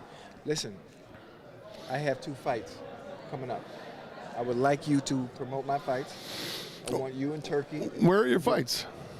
He want him MMA against Debo, James Harrison. Fight James Harrison, UFC. You're going to promote it. You're going to put me on a card, and then I want to do a boxing. When you get into boxing in 2026, I'm going to beat the shit out of Andre Ward. So, no, I'm serious. Dana, I need you. I've never listened. I know you a very long time. Why do you want to do this? You had an amazing career. Yeah. And now you got a successful podcast. Yeah, very. Okay. Very. So how old are you now? 57. You're 57? Yeah, I look You look good. fucking great. You don't look good. You look fucking great. I've been fighting. I've been fighting all my life. Well, 57's too old to be fighting. No, it's not. It is. Not for me. Yeah. 57-year-olds fight to get out of bed and get on a treadmill every day. Danny, you have to do me this one favor, please. I want to fight James Harrison in the octagon, 5 rounds, 5 minutes. James Harrison, the NFL player? Yes. Yeah. He talked too much trash. I need you to set that up. I need you to back me. Tell Turkey. The dude's please. a monster. He's a what? He's a monster. Did you see the story of David and Goliath? I have. Okay. Well, that's exactly what it's going to look like. Is that a real story? Or is that a myth? It might be a myth. I think that's a myth. Yeah. How old's he? Huh? How old is James, you think? Should be probably about 10, 11 years younger. Probably about 46, 45, 46. I'm 47. I'm only 47. Oh, okay. I was going to say, so now, Jesus Christ. now you agree to the fight. No, that's still too old, but it's better than 57. Okay, so just say yes, please. Just say yes. I can't say yes. We'll talk. I'll tell you this. We'll talk about it. Oh my God, Chad, I'm finna beat his ass. We'll talk about it. I'm finna beat his ass. Is that what's happened to boxing? You see a lot of guys. Boxing seems to be headed towards the exhibitions. You got Jake Paul going to fight Tank Davis. You got Tyson is going to fight Floyd. Is that what we are with boxing? Well, I think that those type of fights are always going to exist. People are always going to be interested in, will Ochocinco fight Harrison? Will YouTube guy fight this guy? And these type of fights, they're always going to exist. It's going to happen, and it's always going to pique the interest of people that want to see what will happen. But it's just not what I'm into. I'm into who's the best in the world? Who's the best in every weight class? Who's the pound for pound best? That's my thing, and that's what I'll always do. Right. I'm not saying I wouldn't do an Ochocinco versus Harrison, but it would. If money's to be made, it would be. I don't know. I never say never, but it's not what I'm into. Thank you. There's a rumor floating around. I don't know if there's any truth but I think in 26, a UFC event is going to take place at the White House. That is absolutely true. Are they going to allow fans? You're going to have fans There's going to be under 5,000 people will be on the south lawn of the White House at the actual, and then right next to the White House is a massive park. Okay. We'll have 85,000 people there watching on the big screens, and we're going to have a stage and do concerts, and we're going to basically take over Washington D.C. for a week. So you mentioned that. Okay, so the weigh-ins, everything that would normally happen at, say, Allegiant or T-Mobile is going to take place at the White House. Well, at certain monuments, the Lincoln Monument, we might do the weigh-ins. We're going to take over the whole city, and then the fight will happen on the south lawn of the White House. I know Secret Service is Dana. You could have said no. It made it real easy on us because you don't understand what the protections that we're going to have to go through to make sure this thing is locked down. This has got to be Fort Knox. So it's probably the most badass thing about, obviously everything about it is the fighters will actually walk from the Oval Office into the octagon. I got to be a part of that. So badass. So badass. That's perfect. Dana, right? Look, I was at the event that you had at the Sphere. And I don't know if you saw it on if you saw it on TV, it was great. But if you was there in person, it was on another level. And I remember having a conversation with you when we sat down with the interview. You said, "Yeah, we're gonna do something at the Sphere." Once you did the Sphere, how soon did you start the White House would be badass? I would love to take credit for it. The president was the one that asked me. He said, "I think we should." He has this whole. I don't know if you'll ever meet anybody that loves the White House more than President Trump does, right? He's so proud of that place, and his philosophy is this house belongs to the people. Right. It belongs to all the Americans, and he wants to open up stuff like kids go on Easter egg hunting at the White and having big events that get Americans in to experience and enjoy the White House. That's his thing. So. One of them was, we should do a fight. He's just said it off the cuff one day. And I said, say when. And he said when we put together all the renderings and all the, how it would work. And we flew out. And my team got to pitch him in the Oval Office and with all the renderings. And he was blown away by it. And it's happening. We're doing it. Have you just, because look, you probably won't get a better venue. In the history of UFC, have you thought about who's going to be on that card? So we won't start really looking at who's on the card till February. Okay. So in February we will start making the card. but I was having a conversation with DC, and I don't know if you saw it. He says, Shannon, I know what Dana said. But if he wants some Americans, unless he wants Europeans to take over the White House and win every match, he better put John Jones on that card. You're like, yeah, no. Well, that's pretty big of Cormier. I'm proud of him, man. I'm proud of him burying the hatchet. He said, we got to get one win. He said, because I don't know if there's any Americans that can get a win at the White House other than John Jones. I said, what about John Jones and Aspinall? I said, would you think Dana would consider that? He's like, hell yeah. He's like, well, one of the things with me is, unlike tennis and basketball and all these other things, that my sport is a global sport. Yes. And there's guys from all over the world that are talented. I don't ever. But we can't lose at the White House. I know it's a global sport, but that's an American soul. That's the White House. Listen, in fighting, man, you can't, You can't determine who's going to win. Right. Yeah. That's why they're fighting. Yeah. That's exactly right. So whoever we bring in on that card, I'm not looking for America versus, every American to win. Right. Whoever wins, wins. Right. I like it. You just did this new deal. I mean, a monumental deal. I mean, you were. I mean, in the beginning, you paid to be on Spike TV. Right. And then you get this deal with Fox, and then you go to ESPN, and now you with CBS and Paramount, and billions of dollars. Dana, when you and the Fertittas sat down, it's like, I think this is business that we can buy for little or nothing. Did you ever envision it would be this?